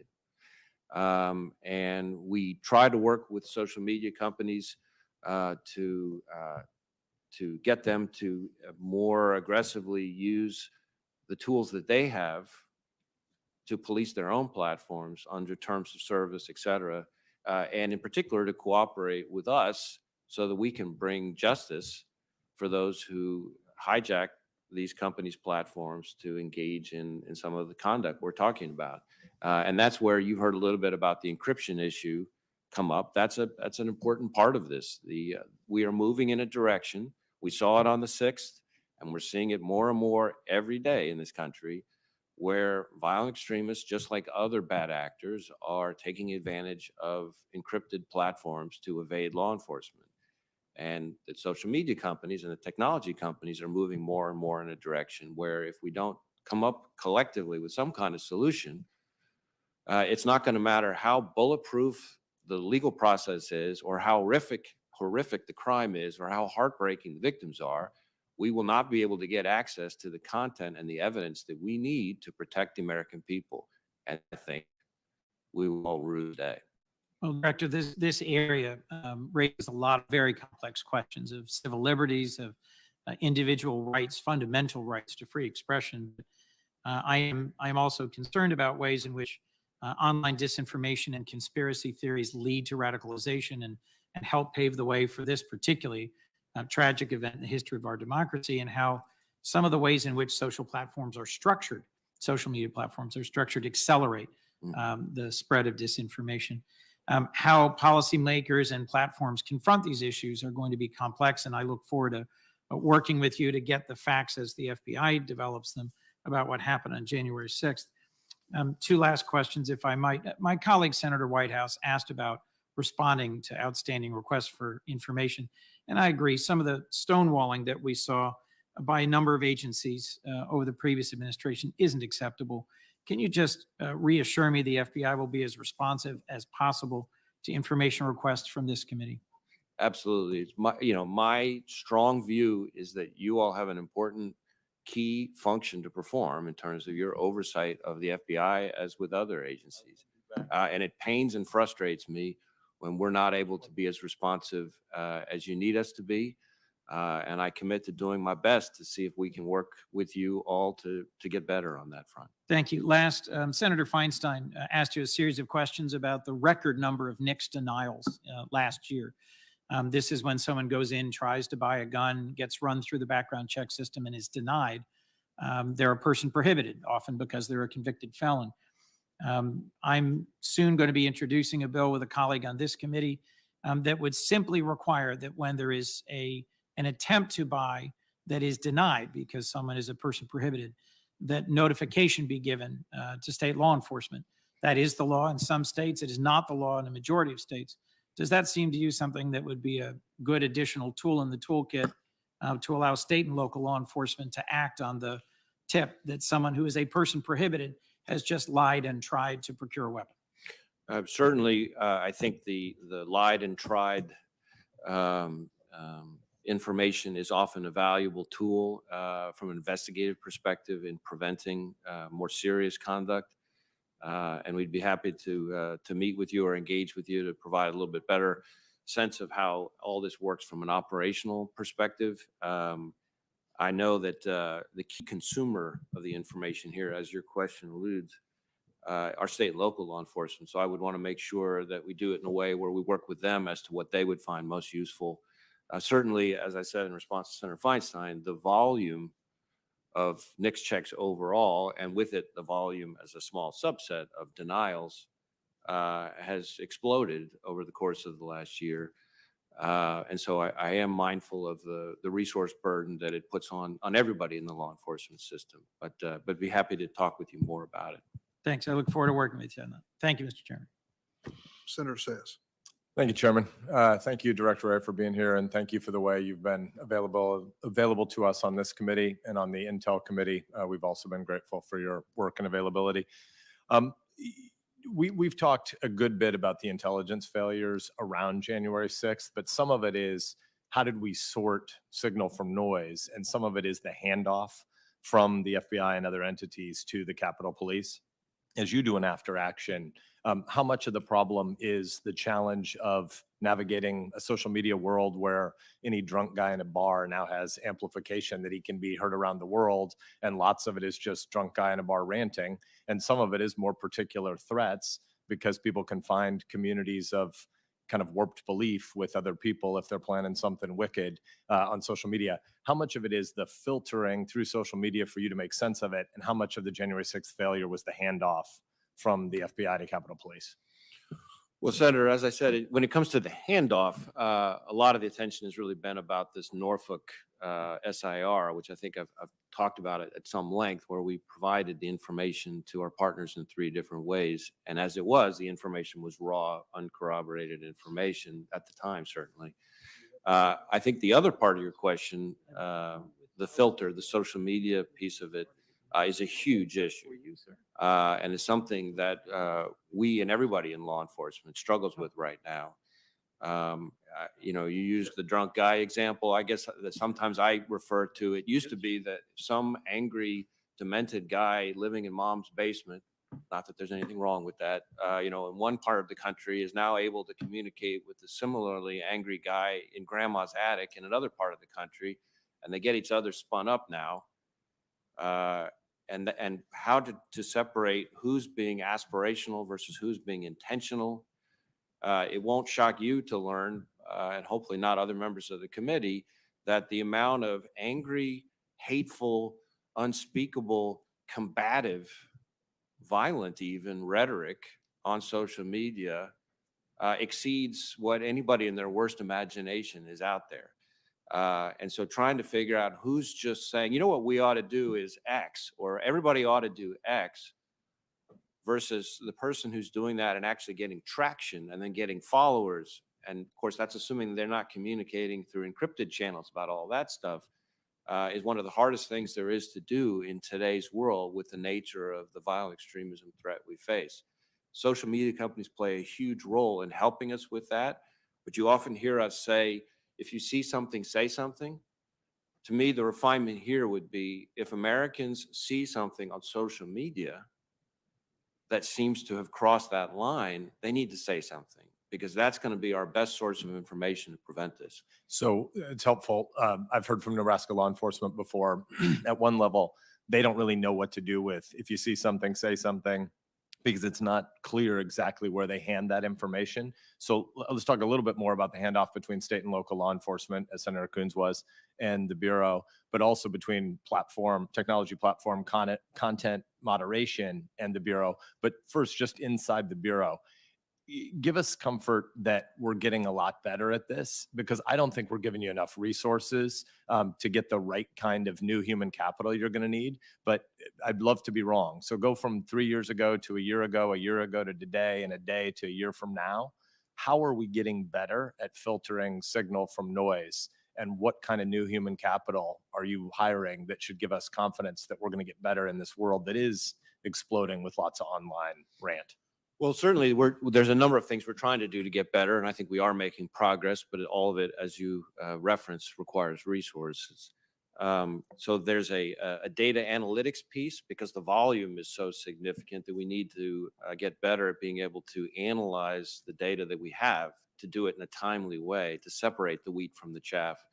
And that requires both tools, analytical tools, and we've had requests for those in the budgets the last couple of years, but also people, data analysts, who can devote their time to that, who have the experience.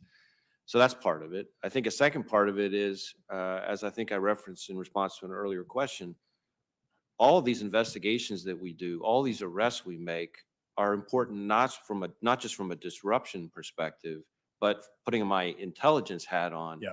They allow us to learn more about where people communicate, how they communicate, what the magic words are, all that kind of stuff. So we get better at anticipating from that reason. But make no mistake, we've got a long way to go. This is an incredibly hard problem. I know from communicating with my foreign counterparts, especially the Five Eyes, that they're struggling with it too. As to your point about people knowing where to go, I will tell you that our tip line, our public access tip line, both the email tips and the phone tips have exploded in volume. And we're doing things to kind of get that information out to state and local law enforcement much more quickly. And certainly the social media companies, some of them have gotten better at providing us more real-time information when they see something, because they have a lot of resources to devote to this problem in terms of policing their own platforms. So the more we can incentivize them to do that, that's a big part of this too. Can I concretize the example? So I'm a high school teacher or a high school principal, and some kid comes to me and says, hey, these kids have always seemed to be online bullies, but now it seems like the things they're saying sound more violent. What do you tell them to do? Contact your local FBI field office. So it is FBI. It's not your local police department. Well, I think they could also contact state and local law enforcement. We all now work so closely together that I think we view a call to one as a call to us all. If we get the information, we're 9 times out of 10 going to be pushing it to state and local law enforcement as quickly as we can. We do a lot of outreach to the high schools, like you're talking about, meeting with teachers, meeting with students, meeting with parents, to try to get them to understand better what to be on the lookout for, what might be that indicator. Because the one thing we know, whether it's any kind of domestic violent extremism we've talked about here this morning, or frankly just the horrific active shooter, school shooter situation, is that when you look back on the path to the key moment, almost every single time there was a friend, a family member, a neighbor, a classmate, a coworker, somebody who knew the person well enough to know this is their baseline. They've now changed in a way that's scary to me, and no one knows better than the person who knows them well. And that's the person we need to come forward. When they do, and they're doing it more and more, we're able to get in front of it. I'm basically at time, so I won't ask a question here, but I'll flag one that I want to continue talking with you about. I would love to hear your big national pitch for these data analysts, because we need more great human capital to serve their country in this way. But I also want to be sure that our training for these data analysts have First Amendment sensibilities about what they're there to do. They're looking for violence. They're not looking there to be the national speech police. So look forward to continuing that conversation. Thanks for your work. Absolutely. Thanks, Senator Sass. Senator Blumenthal.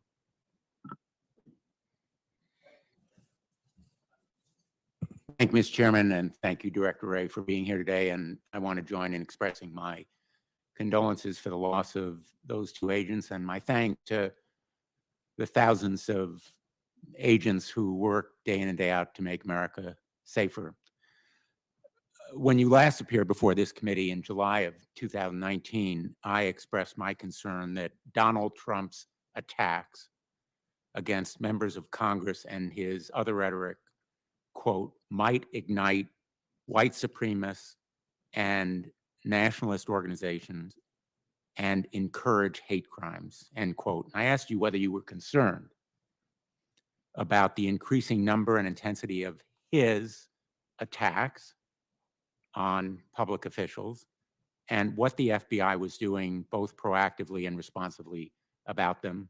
And you said, quote, I think we are very concerned about any threats of violence against any Americans, but certainly that would prominently include our elected officials. We've seen increasing attacks by the president and others against public officials when the rioters who came to the Capitol, stormed the Citadel of Democracy on January 6th, were inside. They boasted proudly and loudly that they were doing what Donald Trump wanted them to do. We have warned specifically about QAnon in a letter dated December 8th, 2020. A number of us, members of the Senate, warned that QAnon specifically was a threat. I would like to ask you whether the threat posed by QAnon, and as you well know, adherents of QAnon were among the rioters very prominently who stormed the Capitol, whether the continuing threat is worsened when prominent elected officials, including members of Congress, endorse the QAnon theory. Well, certainly we are concerned about the QAnon phenomenon, which we view as a sort of loose sort of set of conspiracy theories. And we've certainly seen domestic violent extremists of the sort that you're describing who cite that as part of their motivation. So that's something that we do. But I apologize for Yeah. interrupting. As you know, my time is limited. When members of Congress, as has happened, endorse the QAnon theory, doesn't it worsen the threat of violence? Well, again, our focus is on the violence and on the plans to commit violence, on the threats to commit violence. It's less on the rhetoric and the ideology.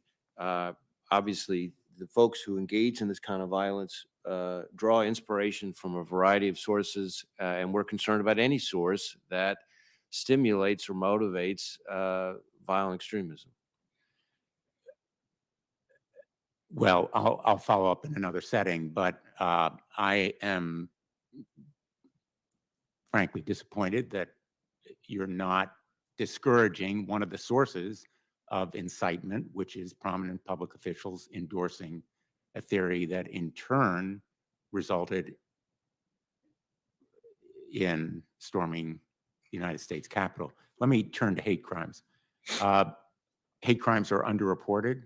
We're seeing a rising trend of hate crimes, particularly directed against Asian American Pacific Islanders. I have a bill called the No Hate Act that would require more reporting, provide both incentives and requirements. Wouldn't you think that kind of measure is a good idea? So certainly we share your goal of both deterring and reducing hate crime, but also particularly relevantly in promoting better reporting, more complete reporting of hate crime. And we are specifically concerned about hate crimes against Asian Americans as well.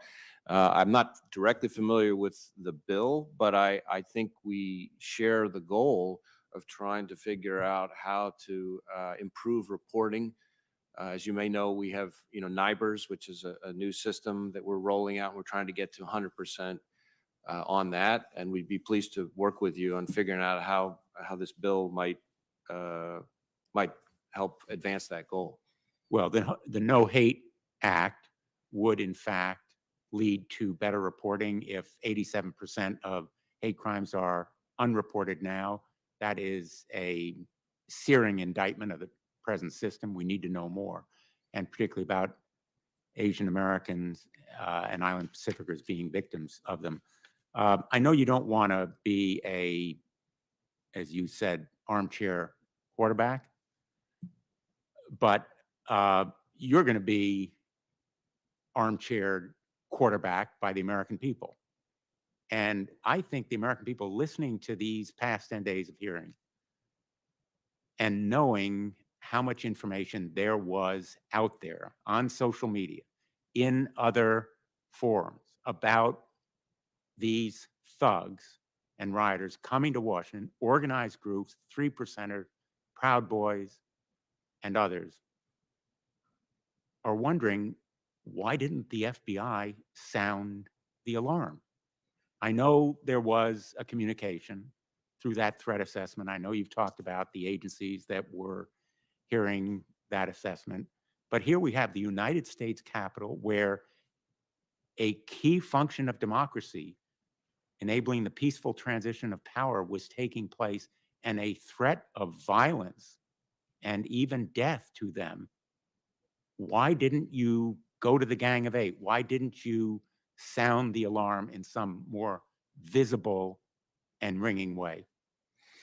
Well, Senator, I guess a couple things. One, over the course of 2020, we repeatedly put out intelligence products on this very issue: domestic violent extremism specifically tied to the election, domestic violent extremism specifically tied to the election and continuing beyond the election up through the inauguration, and specifically in December of 2020.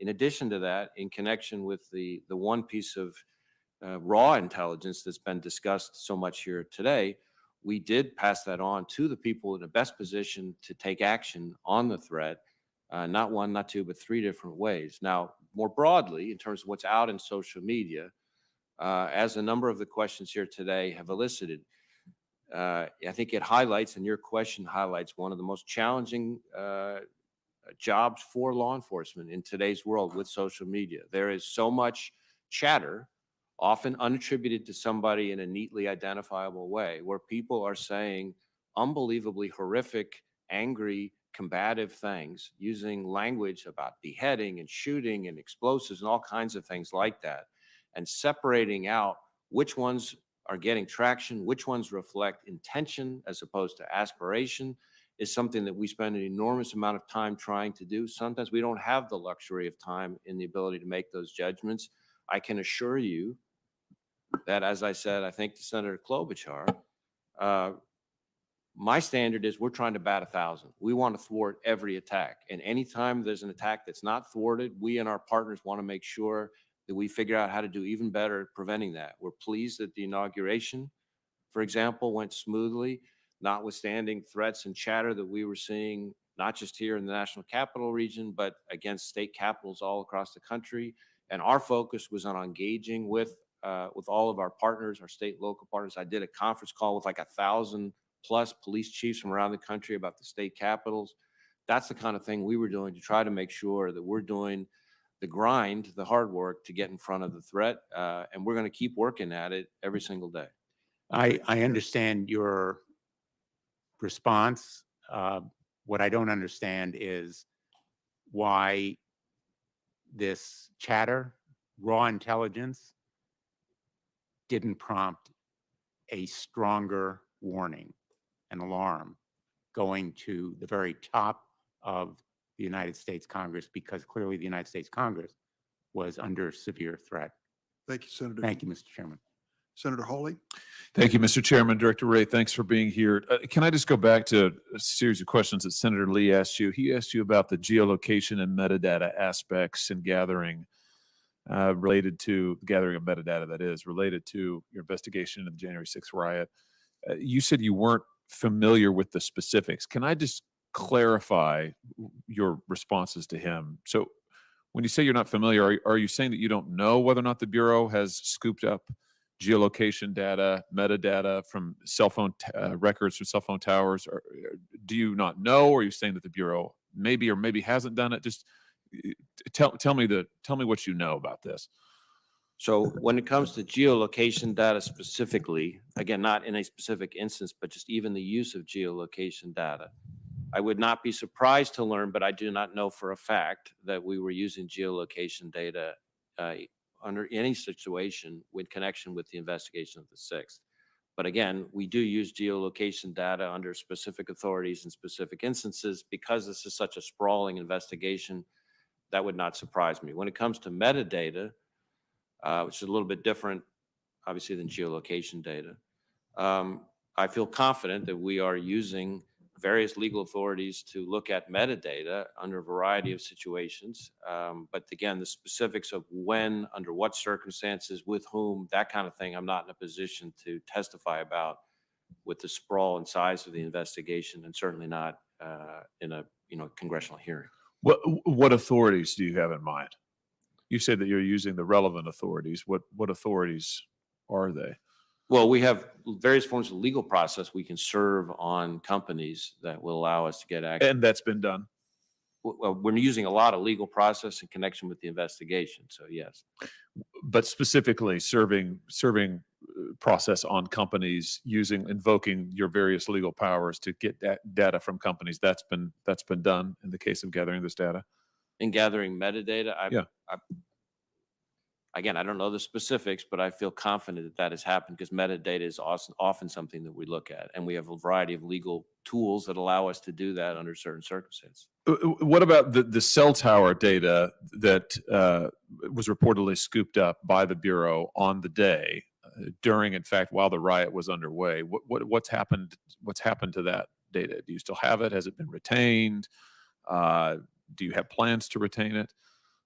Again, whatever we're doing with cell phone data, I'm confident we're doing it, in conjunction with our appropriate legal tools, working. Well, with here's what I'm trying to get at. And I think it's what Senator Lee was trying to get at. How are we going to know what you are doing with it, and how are we going to evaluate the Bureau's conduct if we don't know what authorities you're invoking, what precisely you're doing, what you're retaining?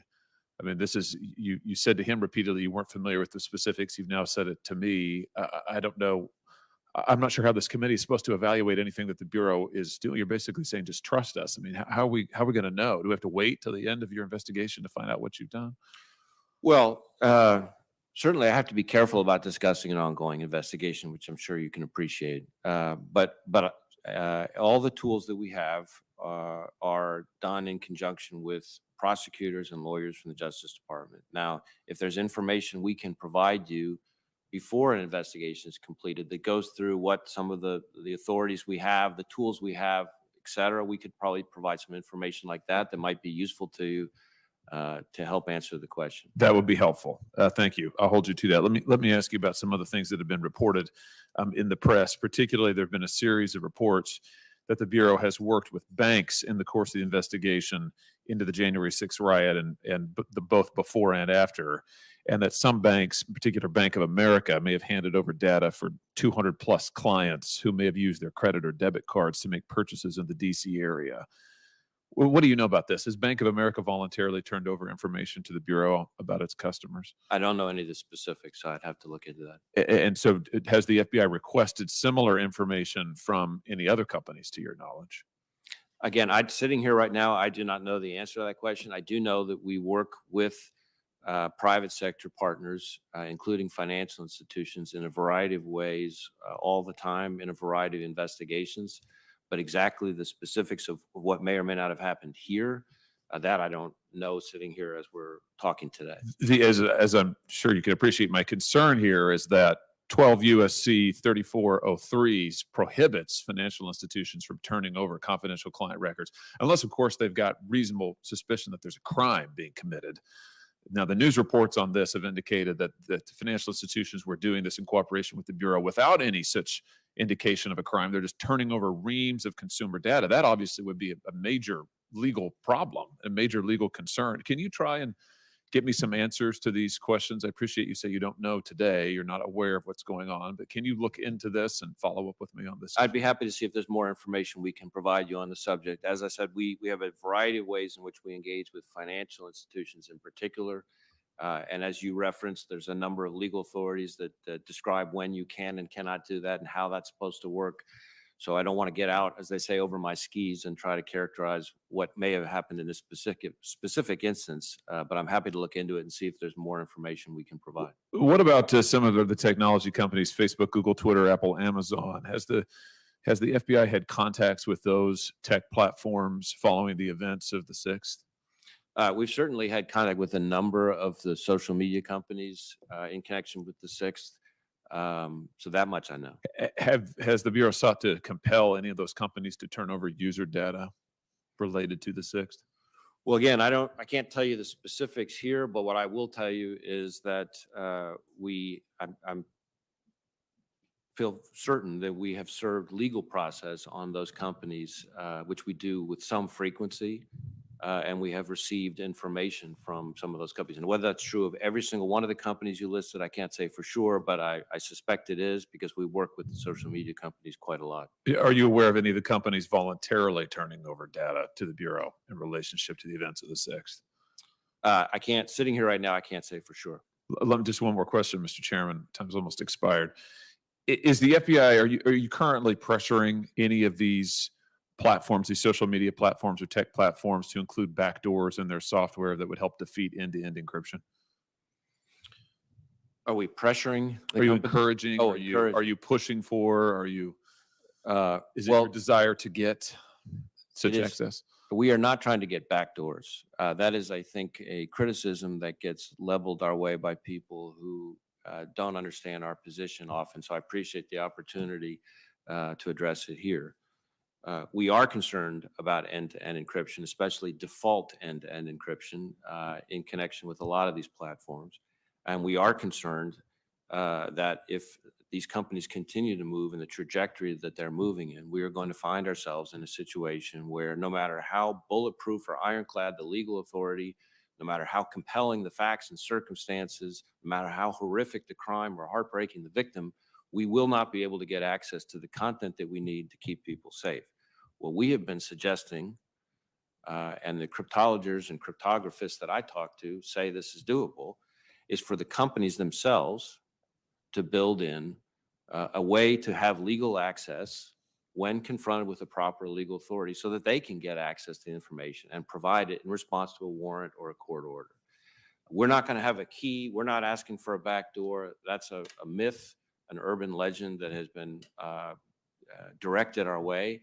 But this is a subject that I think the American people need to understand, because decisions that affect the life and blood of Americans all over this country, which normally are made by our elected representatives, are in effect getting made in corporate offices in big technology companies. And different people can come down to different places on that balancing, but I would submit that's a balancing that should be made up here and not by one company based on its business model. And in the context, for example, of child exploitation, we get, and to Facebook's great credit, we get millions of tips on child exploitation through NCMEC every year that help us prevent and rescue kids, hundreds of kids every year. If they move forward in the direction they're moving in, which is the direction, by the way, that Apple already went, we're going to be in a position where those tips, those leads, that content, that information will drop into the abyss. So the tips will be gone. The victims, all those kids will still be out there. The pedophiles that are exploiting them, they'll still be out there. The only thing that'll be different is that neither the company nor we in law enforcement will know who they are, where they are, or what they're doing. And I don't think that's a situation that we want to find ourselves in. So we would welcome the opportunity to work with the companies, perhaps encouraged or incentivized through Congress, to get to a situation where we can balance strong cybersecurity. Absolutely. It's a key part of our mission as well at the FBI, along with strong flesh and blood security, especially for America's children. Thank you, Senator. Senator Hirono is on remote. Can you hear me, Senator? Yes. Thank you, Mr. Chairman. Director Wray, excuse me, Director Wray, following the January 6th insurrection, you and other senior law enforcement officials were missing from public view, and the people who were providing the briefings to the public were the DC acting U.S. attorney and the assistant director of the FBI's Washington field office.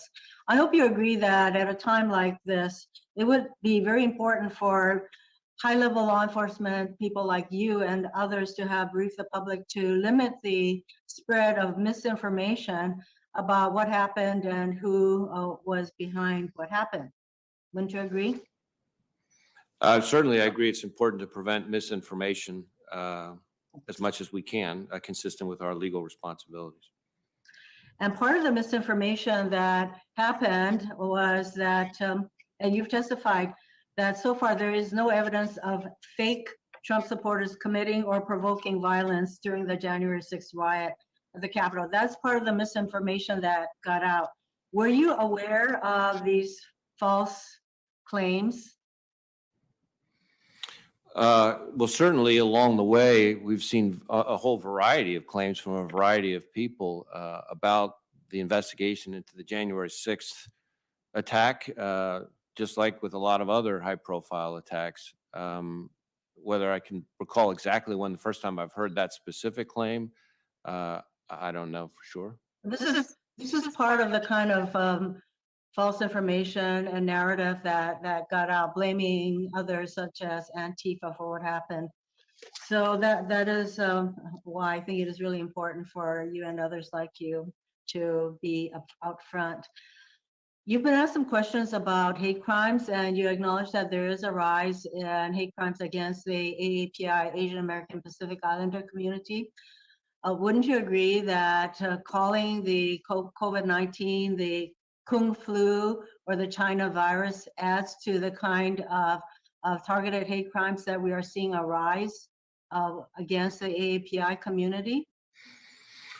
Well, I don't know that it's really my place as FBI director to start weighing in on rhetoric, but I can assure you that that's not language I would ever use. And hate crimes against Asian Americans and Pacific Islanders is something that we are concerned about. We take very seriously. We are investigating where we have facts sufficient to do that. We're also engaged in a variety of forms of outreach to the public. I think we've done, 60 plus training or liaison events with the Asian American Pacific Islander community since just March of last year.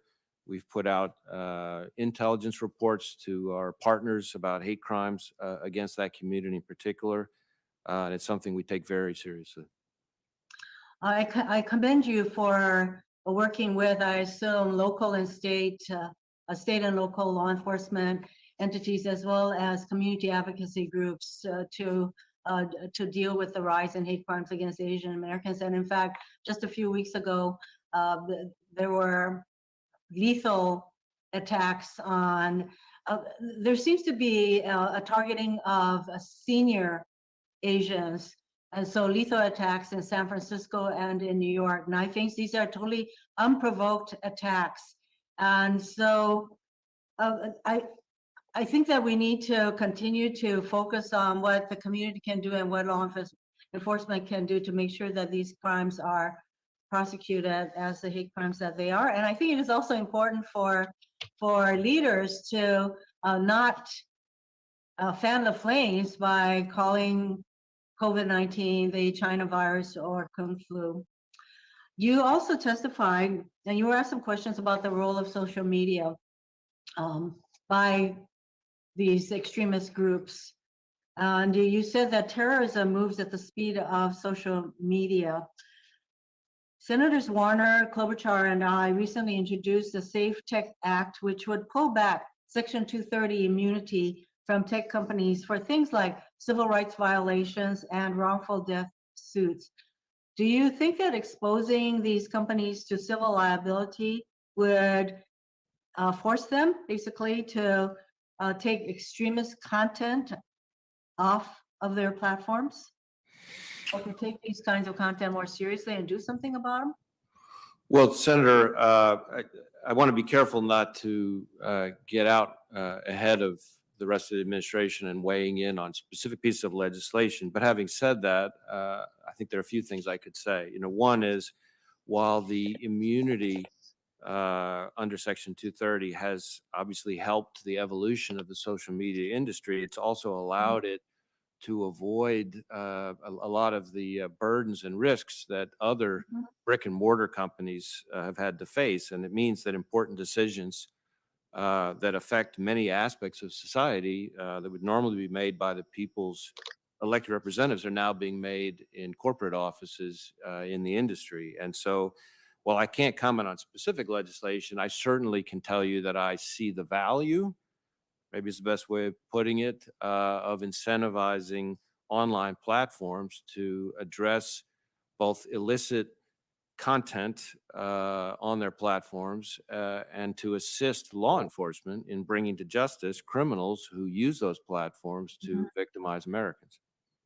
And then there is also the concern that as entities such as Facebook and Twitter do more to control, modify this kind of content, then this could encourage, drive the extremists to use encrypted platforms like Telegram and Signal. So that's another area that we're going to need to address.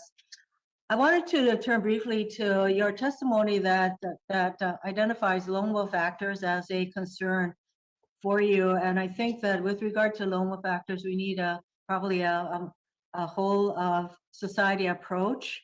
So what can we all do to deal with the problem of lone wolf extremists? So I appreciate the question. We do consider that the lone actor.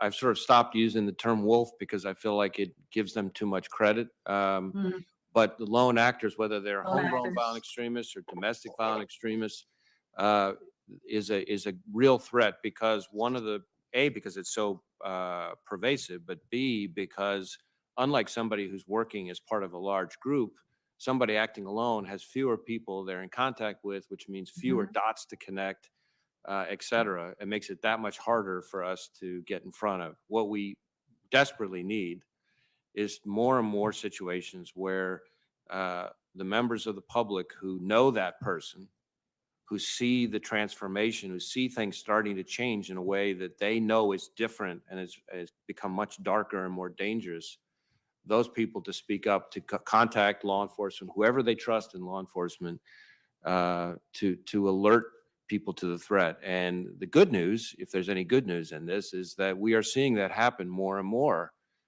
in this country. We've had lots of people, as heartbreaking as it must be, turn in family members when they see this transformation, because they know that having us or our partners intercede may not only prevent that person from committing an attack against an innocent American, but also may in some instances result in that person being off-ramped to get help, as opposed to potentially being killed by law enforcement or incarcerated or something else. So we need the people. We always say, if you see something, say something, and most people picture the abandoned backpack in a Greyhound bus terminal. Obviously, we want people to see something and say something there.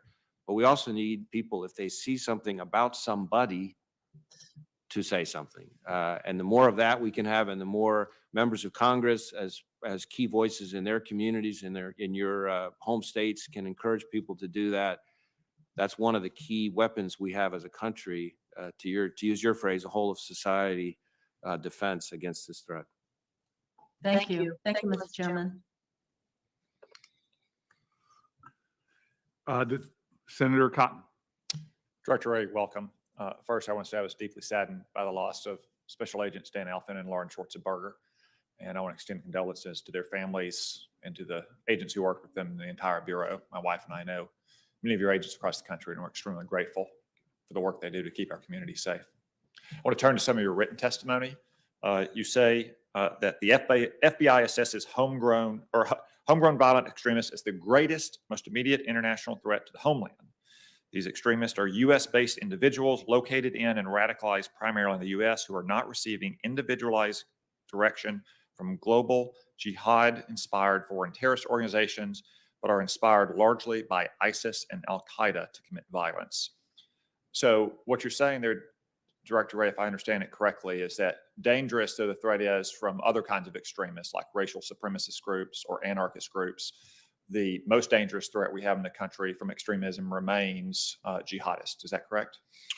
Well, I think the key word there was international.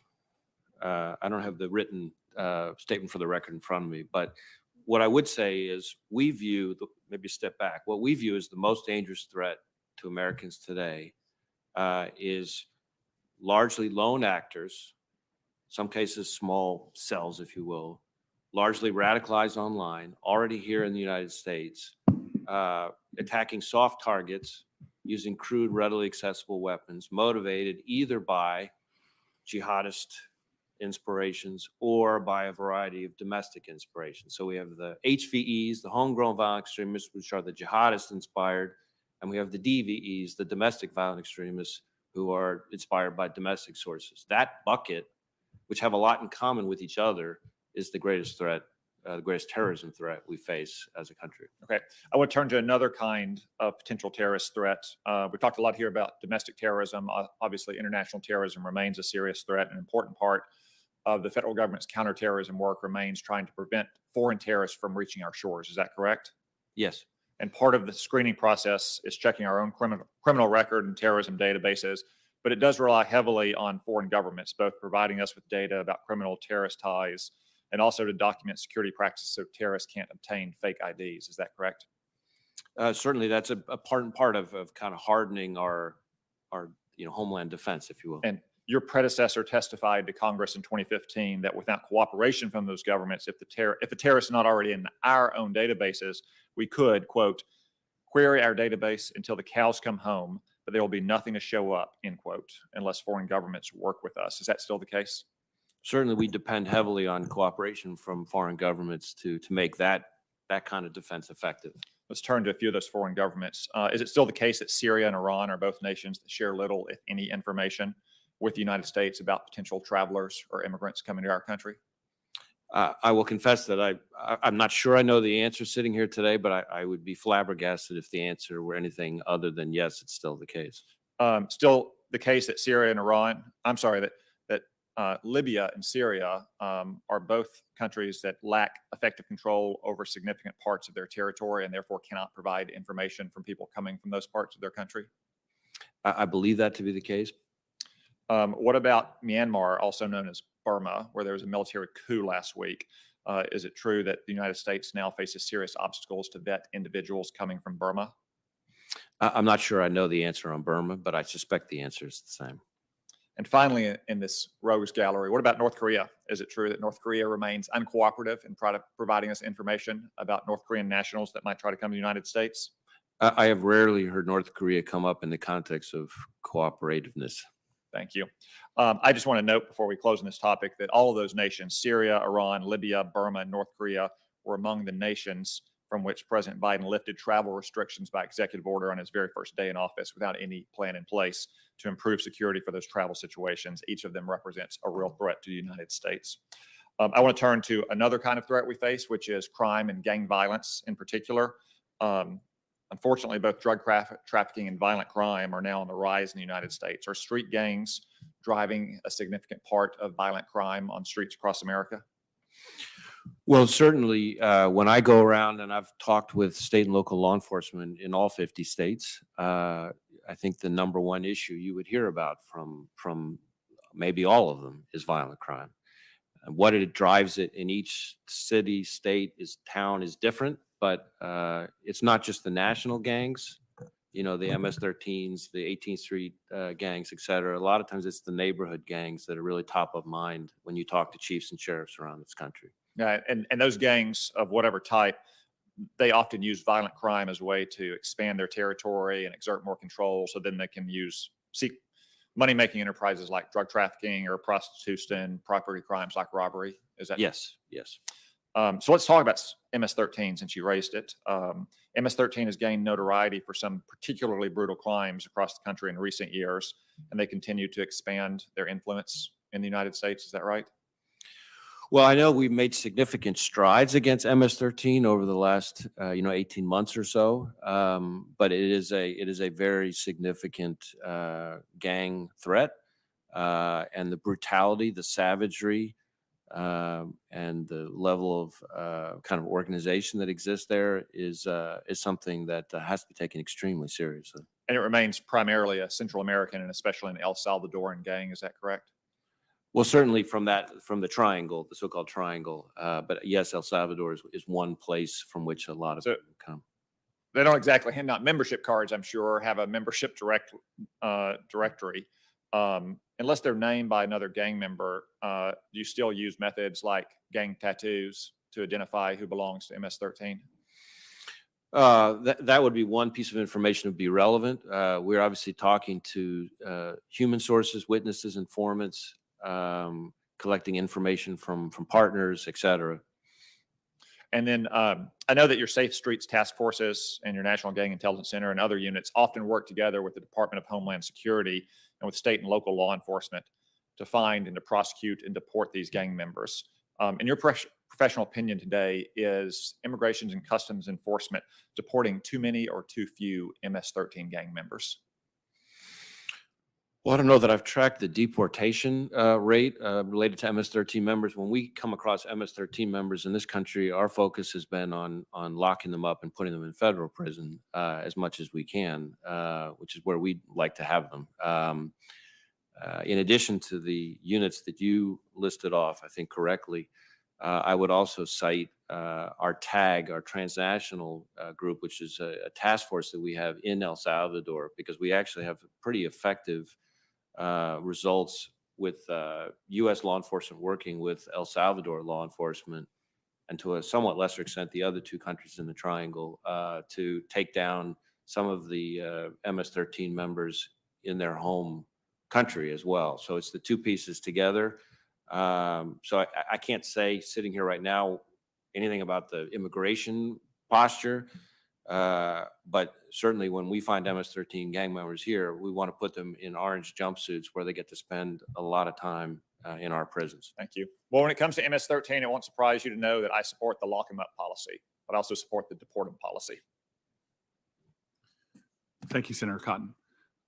Director Wray, hello. I know it's been a long day, and I appreciate you. You're on the very tail end of the questioners, so I appreciate your endurance. I first just want to associate myself with maybe not the heat that you received from Senator Whitehouse, but definitely the spirit of what he was talking about. And I appreciate your commitment to meet his concerns, which are concerns I've heard on both sides of the aisle. It's very hard to play our role, our constitutionally mandated role, if we don't have the information to do the oversight of your agency. So I do appreciate your commitments. I also want to join what is, I think, as you've seen, a really bipartisan condolences for the loss of Daniel Alfin and Lauren Schwarzenberger. That is the greatest sacrifice anyone can make for this nation, which is to die in the line of duty in protecting others. I'm aware that there are other officers that were injured, other agents that were injured. I hope they're recovering well. They are. I had the opportunity the morning after the shooting to go down, not just to meet with Laura and Dan's families, but also to visit the hospital. And happily, I think the 4 injured agents should make a full recovery. Well, would you please express from the entire committee not only our condolences to the families, but our robust concern for their recovery and their well-being. And should they need anything, you obviously have allies here in their well-being. Thank you, Senator. You and I've had a treasured conversation, frankly, you showed me the honor of coming to visit me before you were sat with me in my office before you stepped into that job. And I really appreciated our conversation about the challenges we still have in this country around racial issues and the urgency for the FBI, which has abused its power before, whether it's investigations of Martin Luther King or other ways, to really set an example for the largest driver in many ways as we pledge allegiance to this flag, this driver towards being a just nation. I just want to ask you, though, about your team. We know that diverse teams are better. Everybody from Harvard Business School to every top business consulting agency has shown study after study that diverse teams are stronger teams, but especially ones in law enforcement that have such a mandate that you have. Having diversity is really important.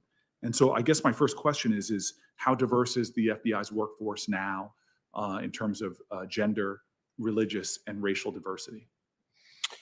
So, Senator, this is a topic that, as you may recall from our prior visit, is very important to me personally, and something I've tried to make as a priority. We're addressing it in a variety of ways, but in terms of results, there is, I guess I would characterize it as cautiously optimistic. So on the racial diversity front, our special agent class has been more diverse with each year over the past few years. In each case, more certainly than the diversity percentage of the workforce that exists. And this year, which I think is a bright spot, the percentage, the racial diversity of our applicant pool is much higher than it was in years past. On gender, much the same. Applications, the diversity of applications is up significantly. The diversity, gender diversity of our Quantico classes is up. I've set aggressive targets for our field offices, and those targets are for the most part being exceeded. So we're doing a number of things to try to address the issue. We have what we call diversity agent recruitment events, which were easier to do pre-COVID, but that a lot of times I would go to in different parts of the country myself and speak at. We have a very encouraging project we've started with 300 Entertainment that's focused on historically Black colleges and universities and trying to improve our recruiting pipeline there. And can I maybe just ask you, could you share that data with the committee of the progress that you're making? Sure. I think there's definitely information we could provide separately. And then your leadership team, can you provide the diversity of the leadership team that you have around you? Sure. I will say yes is the answer, but I will say that on that front, I've recently appointed to, we have, I'm not sure how much you may remember about our structure, but we have at the very top of the FBI 6 EADs, executive assistant directors. Each one of is over a branch that has multiple divisions. So just over the last couple of months, as people retire, I've replaced one of the EADs with an Asian American woman who oversees our human resources branch, and one of the other of these 6 EADs with an African American male who oversees our intelligence branch, which includes not just our entire intelligence function, but our private sector engagement and our law enforcement partner engagement as well. I also appointed the first. I want to honor the time here. I look forward. I know you'll be available to discuss that more and get the information. In the minute or so I have left, I think a lot of the questioning has been very illustrative of a lot of the challenges we face, and I appreciate that from members of both sides of the dais here. I just wanted to drill into something. We've talked about the extremist groups that were at the Capitol. We talked about many others, but as I've seen interviews of folks, there were many people that were just saying, I'm here because President Trump, now former President Trump, wanted us here. And it seemed that this lie that was told over and over again, that many people felt like that their government had betrayed them, that the courts, and after court case after court case, that Republican official after Republican official were all just dead wrong, really believed in the lie, and felt like they were left with no choice but to try to stop the peaceful transfer of power. And so I guess I just ask to begin with is that Attorney General Barr said that he had, quote, not seen fraud on a scale that could have affected a different outcome in the election. Do you agree with Attorney General Barr's statement that there is absolutely no evidence of voter fraud that could have changed the outcome of the 2020 presidential election? I agree with Attorney General Barr. And to be crystal clear on this, as FBI director, these would be federal crimes, you're aware of no evidence of widespread voter fraud in the 2020 presidential election, correct? We are not aware of any widespread evidence of voter fraud, much less that would have affected the outcome in the presidential election. All right. Well, I have great respect for Senator Kennedy, and I see him as a friend. I'm not going to abuse the incredible power that Dick Durbin has given me right now, although power is going to my head, but I'm going to police myself and defer to the good Senator Kennedy. Thank you, Mr. Chairman. I didn't hear you. Did you call me? I called you Mr. Chairman. Thank you, sir. Thank you, sir. That sounds very good. Thank you again, Mr. Chairman. Mr. Director,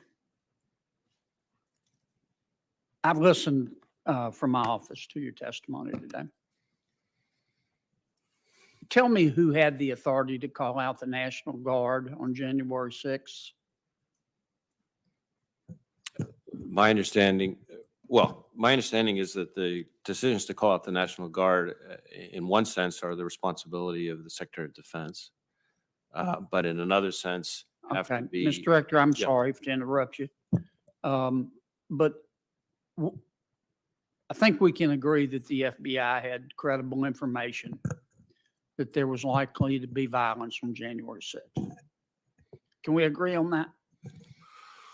Well, I don't know that we had assessed its credibility. We certainly had information that was concerning about the potential for violence in connection with the January 6th events. And as we discussed here this morning, Right. the one piece of information that was most specific that I'm aware of was passed, quite Well, quickly. based on that information, I'm sorry to interrupt, but we just keep nibbling at the edges and dancing around the issue.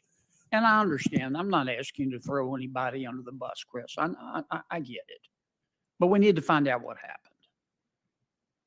Now, if you were king for a day, based on the information that you had, maybe not at the time, but later on, would you have called out the FBI? I mean, the National Guard? Senator, as you said, I really want to be careful not to be armchair quarterbacking others. I think the National Guard, we have seen, can play a very important role in Okay, crowd excuse me control. for interrupting. Boy, I sure, I'm not trying to be rude, but my time's limited. Well, who made the call not to, based on your information, who made the call not to call out the FBI, whether they should have or shouldn't? Not to call the FBI? I'm sorry, I'm tired. The National Guard. Well,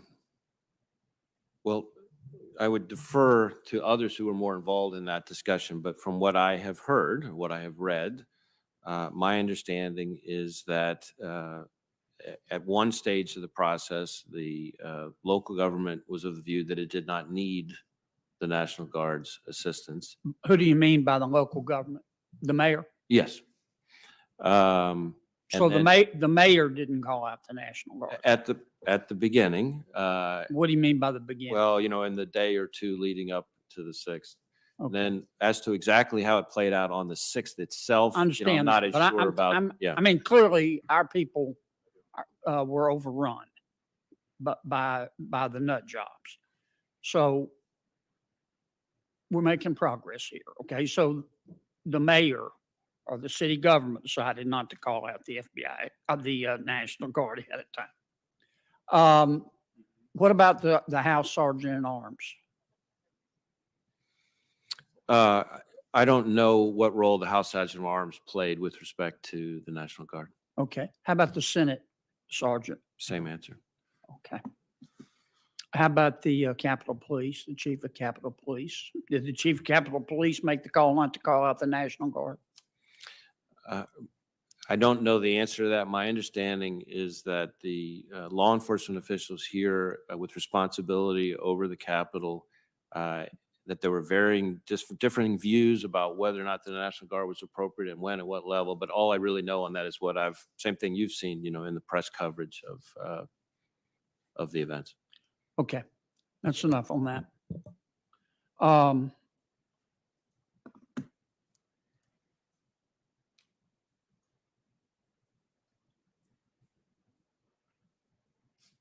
I listened to your comments about diversity, and I thank you for your good work there. I think any fair-minded person has to conclude that diversity is a strength, not a weakness.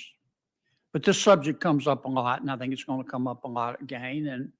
And that's not a criticism. That's just an observation.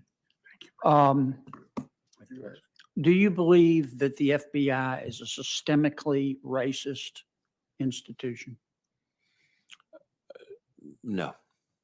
Now, having said that, I do believe the FBI needs to be more diverse and more inclusive than it is, and that we need to work a lot harder at that, and we're trying to work a lot harder on that. Do you believe that the FBI is a systemically sexist or misogynistic institution? Again, that's not the way I would describe the FBI that I know and see every day. But again, it's a place where we need to be more diverse and inclusive, and we need to work harder at that. And we are working hard at that, and we've got progress that we still need to make to at least to be satisfactory by my standards. Okay, fair enough. Mr. Director, have you ever been to Hong Kong? No. Wonderful place, wonderful people. The Chinese Communist Party is destroying it. If Congress passed a bill and said to the good people of Hong Kong who yearn for freedom, come to America. We're going to follow our friends in Britain. Say, come here. You want to get out from under the thumb of the Communist Party? Come to America. We welcome you. Do you think the FBI and law enforcement has the ability to screen for spies? One of the criticisms of the proposition I just stated is, well, we would be letting in spies. Do you think, based on your knowledge of security, that we could catch most of the spies? Well, I yield to no one in my faith and confidence in the great work of the men and women of the FBI, but I will tell you that the Chinese counterintelligence threat is the greatest threat, certainly the greatest counterintelligence threat that we face as a country. Right. And the sheer number of what we would refer to as non-traditional collectors working on behalf of the Chinese Communist Party is something that is a massive resource challenge for the Okay, FBI. that was probably an unfair question. I'm not asking you to guarantee anything. In the few seconds I have left, and begging the indulgence of our esteemed chairman, who's doing a much better job than Durbin, by the way. Oh, he's back. The Horowitz report. Can you tell me how many people you have referred for prosecution at the FBI as a result of the Horowitz report? Well, for prosecution or for discipline? For prosecution first. Just give me numbers because I don't want to abuse my time. Well, the prosecution issue related to anything to do with the Horowitz report is many in the have you hands fired? of Inspector. I get it. How Special many have Counsel you General. fired? So most of the people involved in the Horowitz report are former employees. Of the ones who are current, every single one of them, even if mentioned only in passing, has been referred to our Office of Professional Responsibility, which is our disciplinary arm. Now that piece, and this is important, that piece of it, because we're cooperating fully with Mr. Durham's investigation, at his request, we had slowed that process down to allow his criminal investigation to proceed. So at the moment, that process is still underway in order to make sure that we're being appropriately sensitive to the criminal investigation. Okay. So you've had to hold up as a result of the criminal investigation. I'm sorry I went over, Mr. Chairman. And I'm sure glad you hear Booker was just screwing everything up. Senator Padilla, and I'm sure you'll do a better job than the previous questioner. Thank you, Mr. Chairman. I will do my best. Mr. Director Wray, other members of the committee have raised their concerns over the increase in hate crimes in recent years against Latinos, African Americans, the LGBTQIA community, and others. Over the last year, we've seen a significant increase in violence, specifically against Asian Americans, including in my home state of California. Earlier in this hearing, members raised the recent lethal attacks in San Francisco and New York as some examples. Just last week in Sacramento, California, a man returned to the premises of an Asian family-run butcher shop with a mutilated cat carcass for no apparent reason other than to stoke fear. The incident is currently under investigation as a hate crime. It's clear to me that this uptick in violence against Asian Americans is the direct result of racist rhetoric used by political leaders with intentional regard to the coronavirus pandemic, such as when former President Donald Trump has used offensive references to the coronavirus. Indeed, a March 2020 FBI assessment conducted by the FBI's Houston office and distributed to law enforcement across the country, and I'll quote, it predicted a future surge in hate crimes against Asian Americans due to the spread of coronavirus. And I want to quote from that assessment. The FBI makes this assessment based on the assumption that a portion of the U.S. public will associate COVID-19 with China and Asian American populations. So I know Senator Hirono has already raised the topic, but I wanted to ask a couple more specific follow-up questions. To what extent, Director Wray, do you believe the increase in violence against Asian Americans has been influenced by reckless rhetoric concerning the pandemic? 2, what steps is the FBI taking to address the increase in hate crimes against Asian Americans? And 3, part of that, I hope, is an update on how the FBI is proactively working to overcome trust issues in immigrant communities and communities of color. So, Senator, let me try to take all 3 questions in turn. First, I want to be careful as FBI director not to start to get in the business of kind of weighing in and characterizing rhetoric, because as you know, we focus on the violence, not on the ideology or the motivation. So I would largely on that issue just reaffirm the intelligence assessment that's already been produced through the appropriate channels. On the second 2 questions, in terms of trying to be proactive, a number of things that we're doing. So in addition to our investigations, which we work closely with state and local, in some cases tribal and other federal law enforcement agencies, and that we have some cases we'll be able to bring federal cases working with our civil rights division counterparts, the prosecutors. In other cases, even if it's going to be a state or local charge, which sometimes may be the best charge available based on the facts, we are trying to provide forensic support, other kinds of expertise and experience to help support the state and local prosecution. We're also trying to do a lot more public outreach, which is both with the community itself, but also with state and local law enforcement. And in some cases, field offices are bringing them together. So it's a group discussion, which I think has a lot of value. We're also providing training. So we're doing a lot of training. We've done hundreds of seminars, workshops for both law enforcement and community groups, religious organizations, so forth. And that includes hate crimes training, not just for the hundreds of special agents at the FBI, but for thousands of police officers.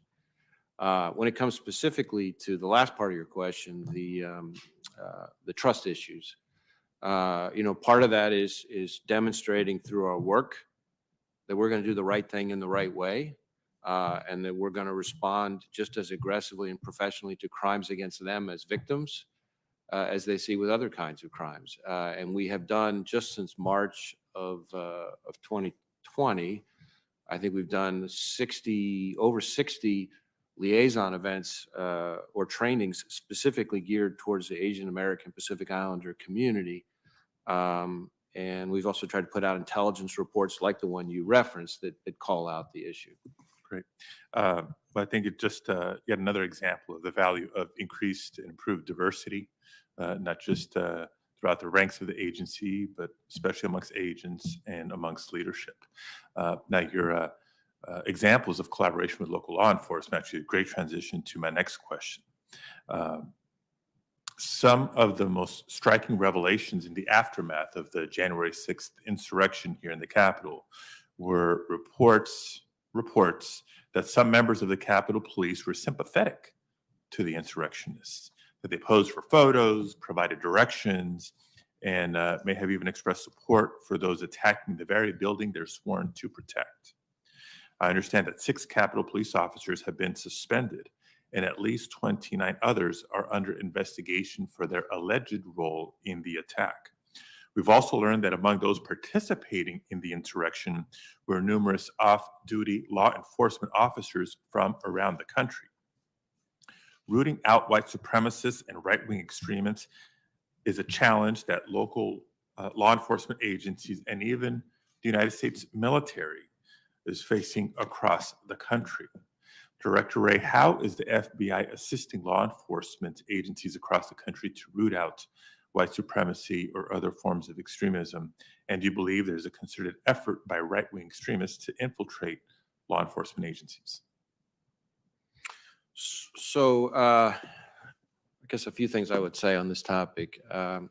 Certainly it is true that in some instances, as we're continue to investigate the January 6th attack. There have been some instances of current or in particular former military or law enforcement who participated, and we want to pursue those cases just as aggressively as we would anybody else. We are also, though, which may go more to the heart of your question, when appropriate, referring individuals to the department that employs them for possible administrative or disciplinary action under their rules as appropriate.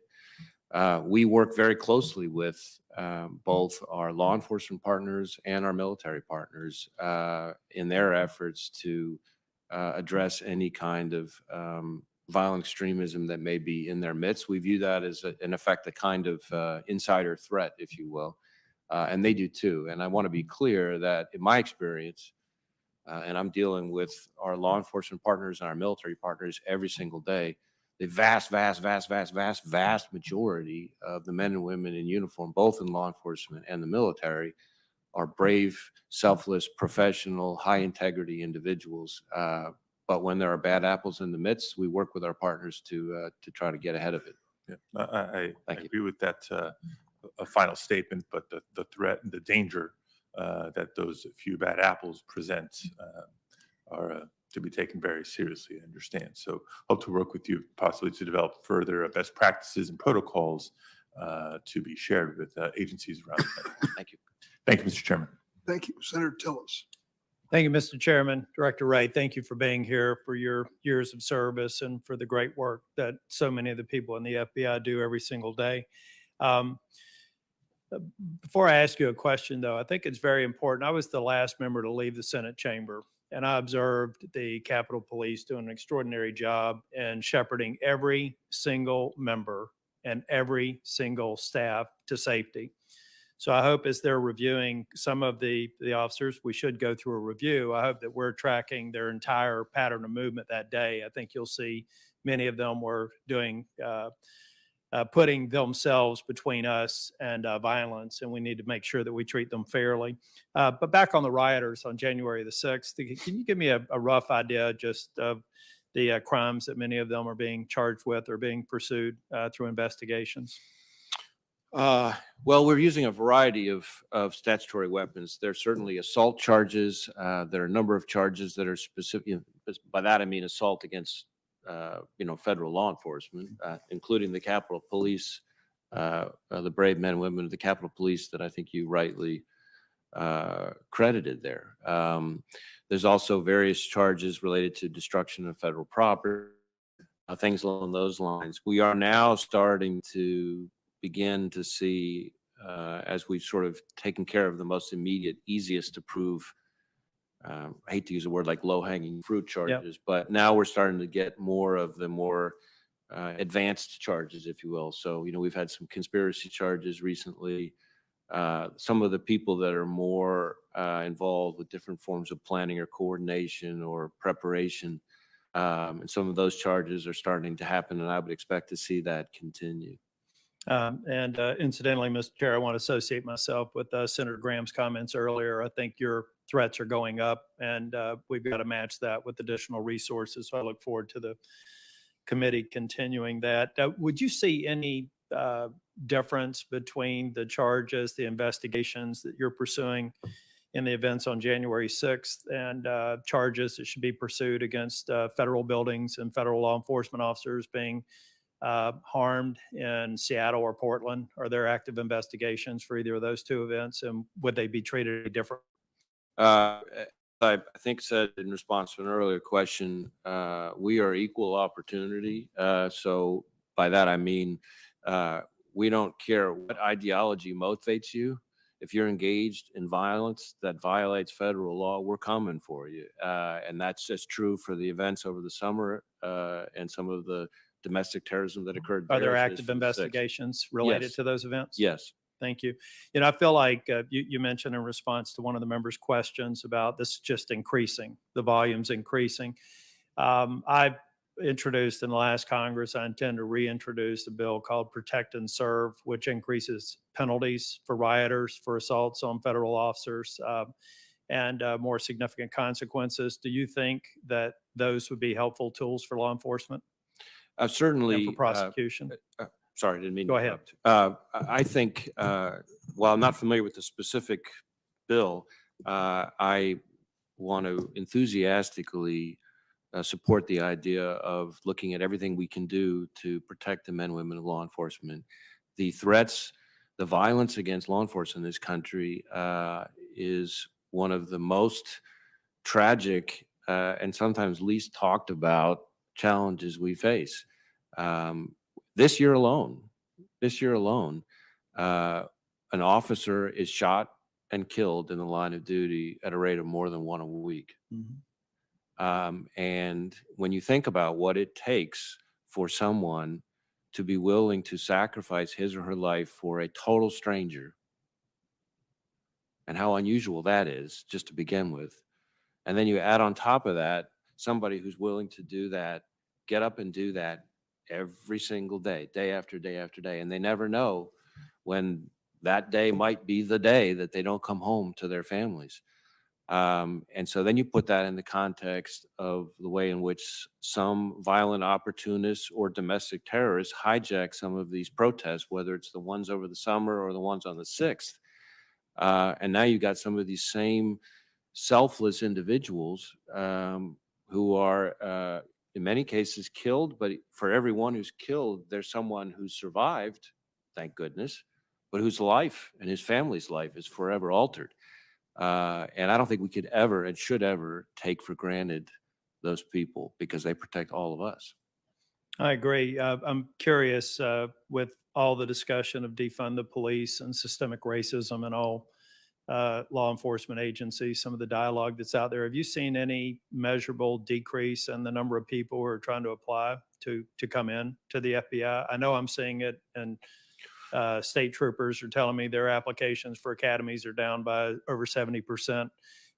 We see people accelerating their retirements. Do we have any potential threat out there, either within the FBI or for law enforcement in general, of having fewer people willing to get into this profession? So certainly when it comes to state and local law enforcement, because I talk to many of the same chiefs and sheriffs you do, the recruiting challenge is a real concern, and it comes up all the time. That's something we need to be concerned about, and all of these trends that we're talking about will have, I think we run the risk of that, just making that trend worse. At the FBI, happily, because we can all use some good news from time to time, last year and the year before, we tripled the number of people, Americans across the country, applying to be special agents. So when I took the job, it was around 11,000 or so a year, people applying to be special agents. In 2019, it was about 36,000. And then last year, even with the pandemic, it was even higher than that. And that's the highest number of people applying to work at the FBI as special agents to put their lives on the line in about a decade. So we'd like to think our work is earning people who want to come work for us, and we're grateful for that. And hopefully we can do our part to try to encourage more people, because we can only take so many of them, to pursue law enforcement jobs in other agencies. Well, that is good news. I just wish you all the best of luck in prosecuting every single person that you can that breached the Capitol, and every single person on the grounds who assaulted or threatened a police officer, if there's anything that we can do to help. And I will follow up with the department to get your perspective as to whether or not you think the Protect and Serve Act would be helpful. I think that it will be, but I'd like your professional judgment. Thank you, Mr. Chair. Thanks, Senator. Senator Ossoff. Thank you, Mr. Chairman, and Director Wray. Greetings from your home state of Georgia. Thank you. Thank you for your service. There's been a significant increase in shootings and violent crime nationwide over the last 18 months. There were at least 10 people shot in Atlanta, Georgia on Sunday. What does the FBI assess is driving this crime wave? Well, certainly I am following the same trends you are with concern, not just in Atlanta, but in other cities around the country. I'm not sure there's any single factor that's driving it. I think it's a variety of things. We are seeing, some of it may be The pandemic itself in its own way has had an impact. There are people who are maybe not at jobs or not, not in school or not otherwise available, and there's more potential for wrongdoing to occur. We've talked about some of the challenges with local police departments and some of the issues there in terms of their recruiting and staffing. A lot of them are understaffed in addition to the recruiting challenge, so that's a problem.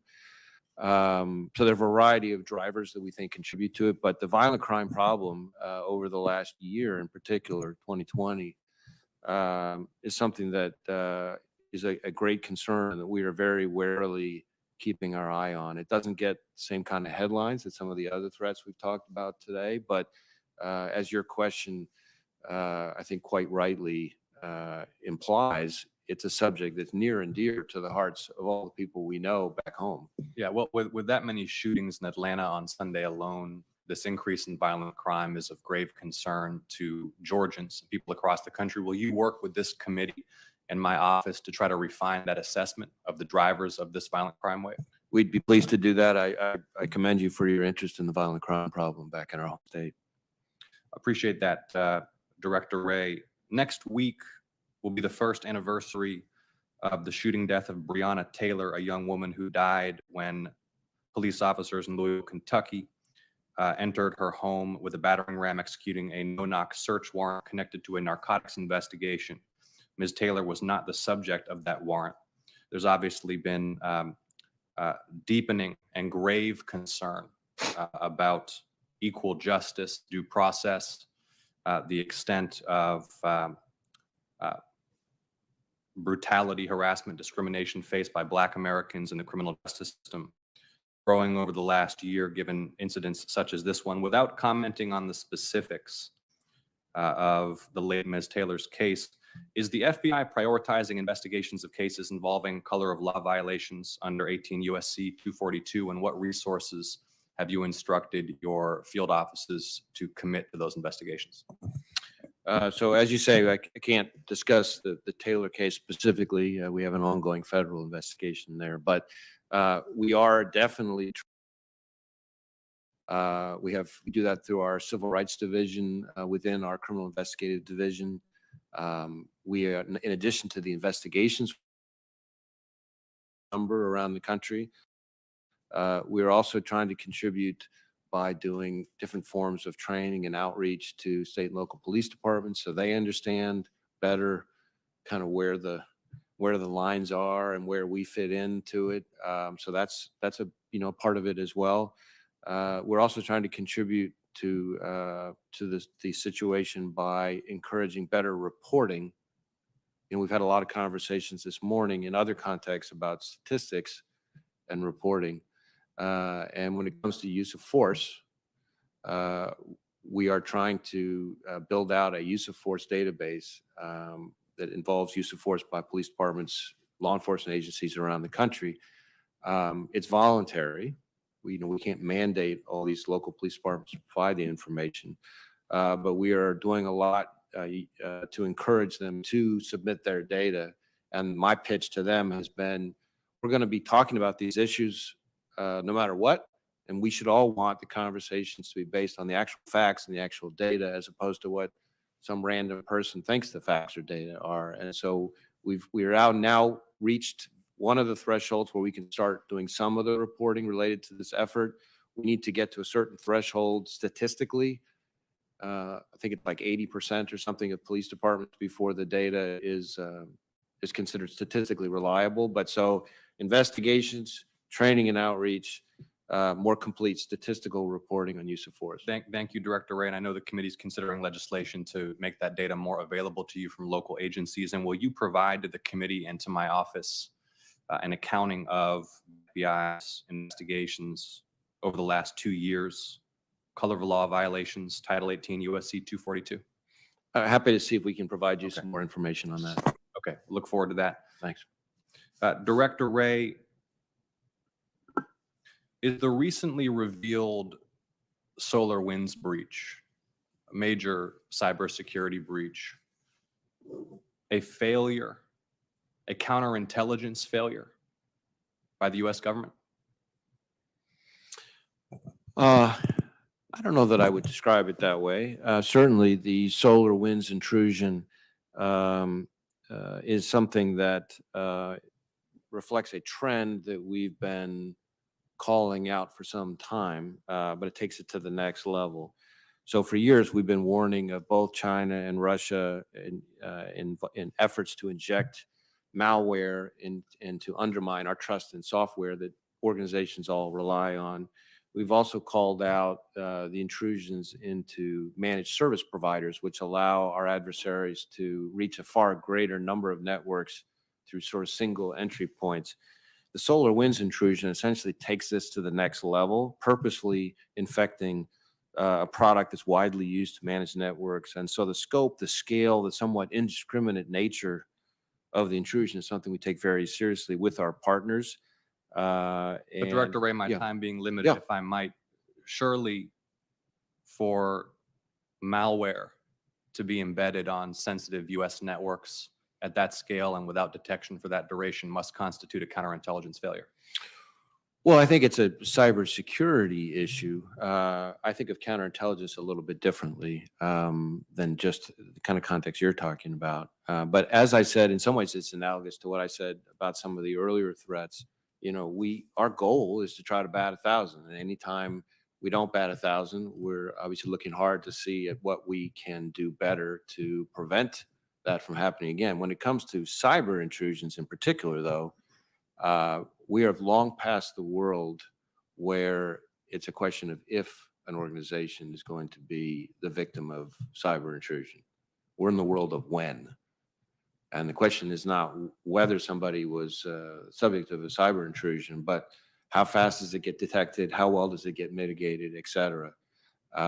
The scope, the scale, the range of attack methods, the number of adversaries involved in sophisticated cyber attacks dwarfs what it was when I was in law enforcement and national security before. And a huge amount of the information for America in particular is in the hands of the private sector. And so unlike in some of the other kinds of threats we've been talking about here this morning, the partnership between the intelligence community, other federal agencies, and the private sector is at the heart of the issue. Thank you, Director Wray. Thank you, Mr. Chairman. Thank you, Senator Ossoff. I'm glad you brought up solar winds because I think it's the first reference at this hearing. I'd like to do a follow-up before I recognize Senator Blackburn. So what do we do about it? We know that we don't have an extradition agreement with Russia. So even finding and naming the hackers doesn't lead to any punishment of them. What is our response as a deterrent to future cyber intrusion? So, Mr. Chairman, I think discussing the response in any detail is probably something that would be better done in a classified setting. That by itself might give you a little bit of a hint. But what we have found, speaking more generally, what we have found over the last couple of years in the cyber arena in particular is that we are at our most effective when we have joint sequenced operations that essentially think of it as the having the whole be greater than the sum of the parts. So you mentioned a few of the things that can be done. Any one of those things by themselves ain't going to get the job done. But if you start putting some of those things together in a way where each amplifies the effect of the other, we have actually seen some pretty good results with some of our adversaries.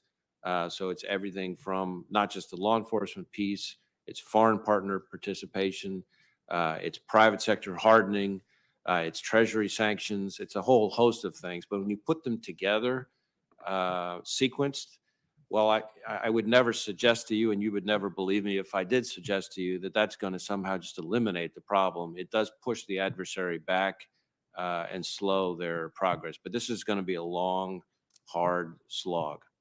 Thanks, Director. I believe that Senator Blackburn is on remote. Senator?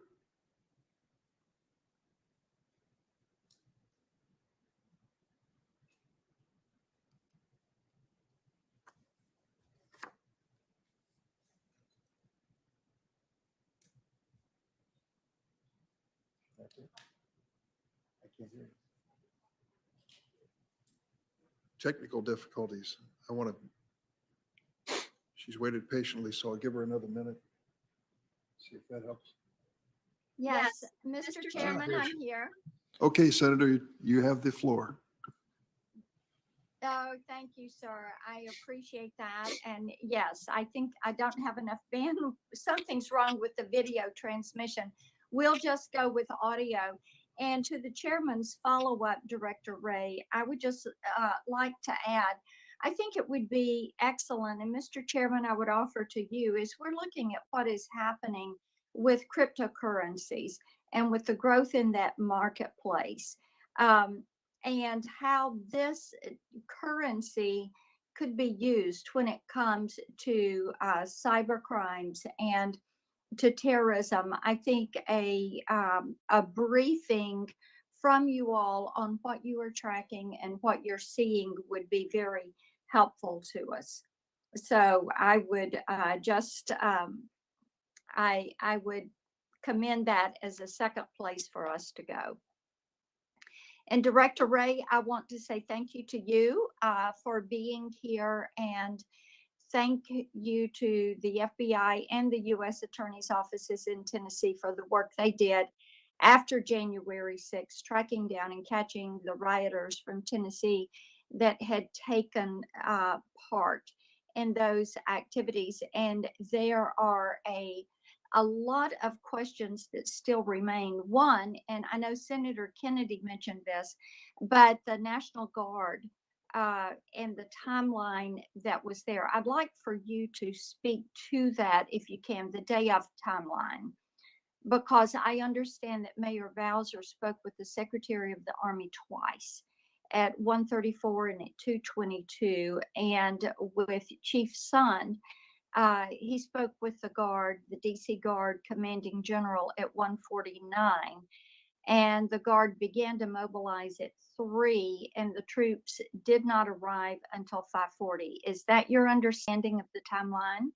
But Senator, I appreciate the question. I'm glad you tied me back to my exchange with Senator Kennedy, because I fear that I may have contributed to a little bit of a muddle here. So first, let me say that my understanding is that on the question of authority is that the DC mayor and the U.S. Capitol Police can ask for the National Guard, that the Secretary of Defense has the authority on federal land, the Secretary of the Army has authority on, in effect, DC or in when it's not DC state land. I really don't have the specifics on exactly who requested what and when. And I understand why it's a topic of keen interest, but I, as FBI director, am not intimately involved in that process. And so I don't want to add to any confusion that's out there. Okay, so then it would be appropriate that we direct that, first of all, to the Guard Command and to the Secretary of the Army. Is that what I'm hearing you say? I think so, yes. Okay, all right, that sounds great. Thank you for that clarification, because I do think that that we do need some clarification there. Let me go to some of the riots that have taken place around the country and the crime that has seemed to spike this year. And previous to this, the FBI participated in Operation Legend. Of course, Memphis, Tennessee was a part of that effort. So we thank you for that. But let me ask you, is the FBI tracking extremist groups like Antifa or other radicalism that are connected to violence in cities across the country, the violence and the looting that has taken place? And we know Operation Legend wound down and ended in January. So how is the FBI going to continue assisting local law enforcement in these cities where you have these riots that have taken place? Well, Senator, I appreciate the question. I think you've touched on two very, very important but distinct topics. So one is the violence on our streets in a lot of our major cities, including Memphis, that Operation Legend was designed to address. and the other is the violence that's occurring amidst protests, where otherwise peaceful protests are hijacked by people who engage in violent criminal behavior. So on the first, on what I would call sort of the more traditional violent crime side, the in effect Operation Legend side, if I can just use that as a shorthand, we do think that was a successful operation, but it was by its very nature finite in duration. What we're doing since then is trying to work with our Safe Streets task forces, which have representatives of state, local, and other federal agencies, and to try to bring a strategic, intelligence-driven approach to the violent crime problem. What I have found, and I've talked with state and local police chiefs in all 50 states, is that each city has its own idiosyncrasies. There may be certain common trends, but ultimately there's usually some kind of, in effect, tail wagging the dog that is contributing disproportionately to the violent crime problem in that community. And if everybody can be working together in an intelligence-driven way, they can prioritize the impact and dismantle the enterprise as opposed to just kind of pushing the problem around. Okay, let me, not to cut you off, but to jump in there, because you're correct. There are different sets of issues around the different types of crime. I understand that, and I appreciate that. But I think part of the frustration is, let's take July 4th last year with the Hatfield Federal Courthouse in Portland, with the fire that was started. And how did the FBI and federal and local law enforcement agencies attempt to track down those that were responsible? Was this an extremist group or groups, or was it individuals like a lone actor, which you mentioned earlier, and of course in Nashville on Christmas Day, we saw the actions of a lone actor. And separately, at some point, I would like to get an update from you on that. But let's talk about what you're doing to track those groups that are there, or like in Seattle with the Capitol Hill Autonomous Zone, where they're just really flouting the rule of law and trying to abolish a police presence. So how are you tracking these anarchist groups who are planning attacks, who are occupying public spaces, and what type work are you doing to help protect communities from this? So sure. So that's the second topic of the two that we touched on. So we do have a number of domestic terrorism investigations. We would call them anarchist violent extremism investigations into individuals, some of the most dangerous individuals involved in some of the conduct, in particular over the summer. We are looking at everything from tactics to funding to logistics, and we're pursuing all available charges against them. I think I may have mentioned in response to an earlier question that last year in 2020, we arrested more anarchist violent extremists than the prior 3 years combined. But in addition, I would say that in some of the activity that you've described from over the summer, when it's targeting federal buildings, there are certain charges that may be available there, as was true with the courthouse in Portland, and as is true, obviously, with the Capitol on the 6th. But when it comes to non-federal facilities, sometimes the charges end up being state and local charges, where we work closely with and support our state and local partners as they bring charges. So we are continuing to move full speed ahead. We've increased significantly the number of investigations into the kind of activity you're describing, and we're going to keep at it. Thank you so much. Thank you, Mr. Chairman. Thank you, Senator Blackburn.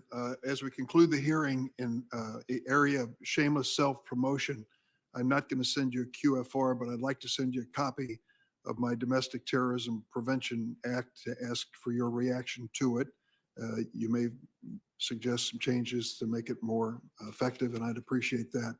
It's been a while since you've been before the committee, and we've certainly tried your patience today, but you've been excellent in your presentation.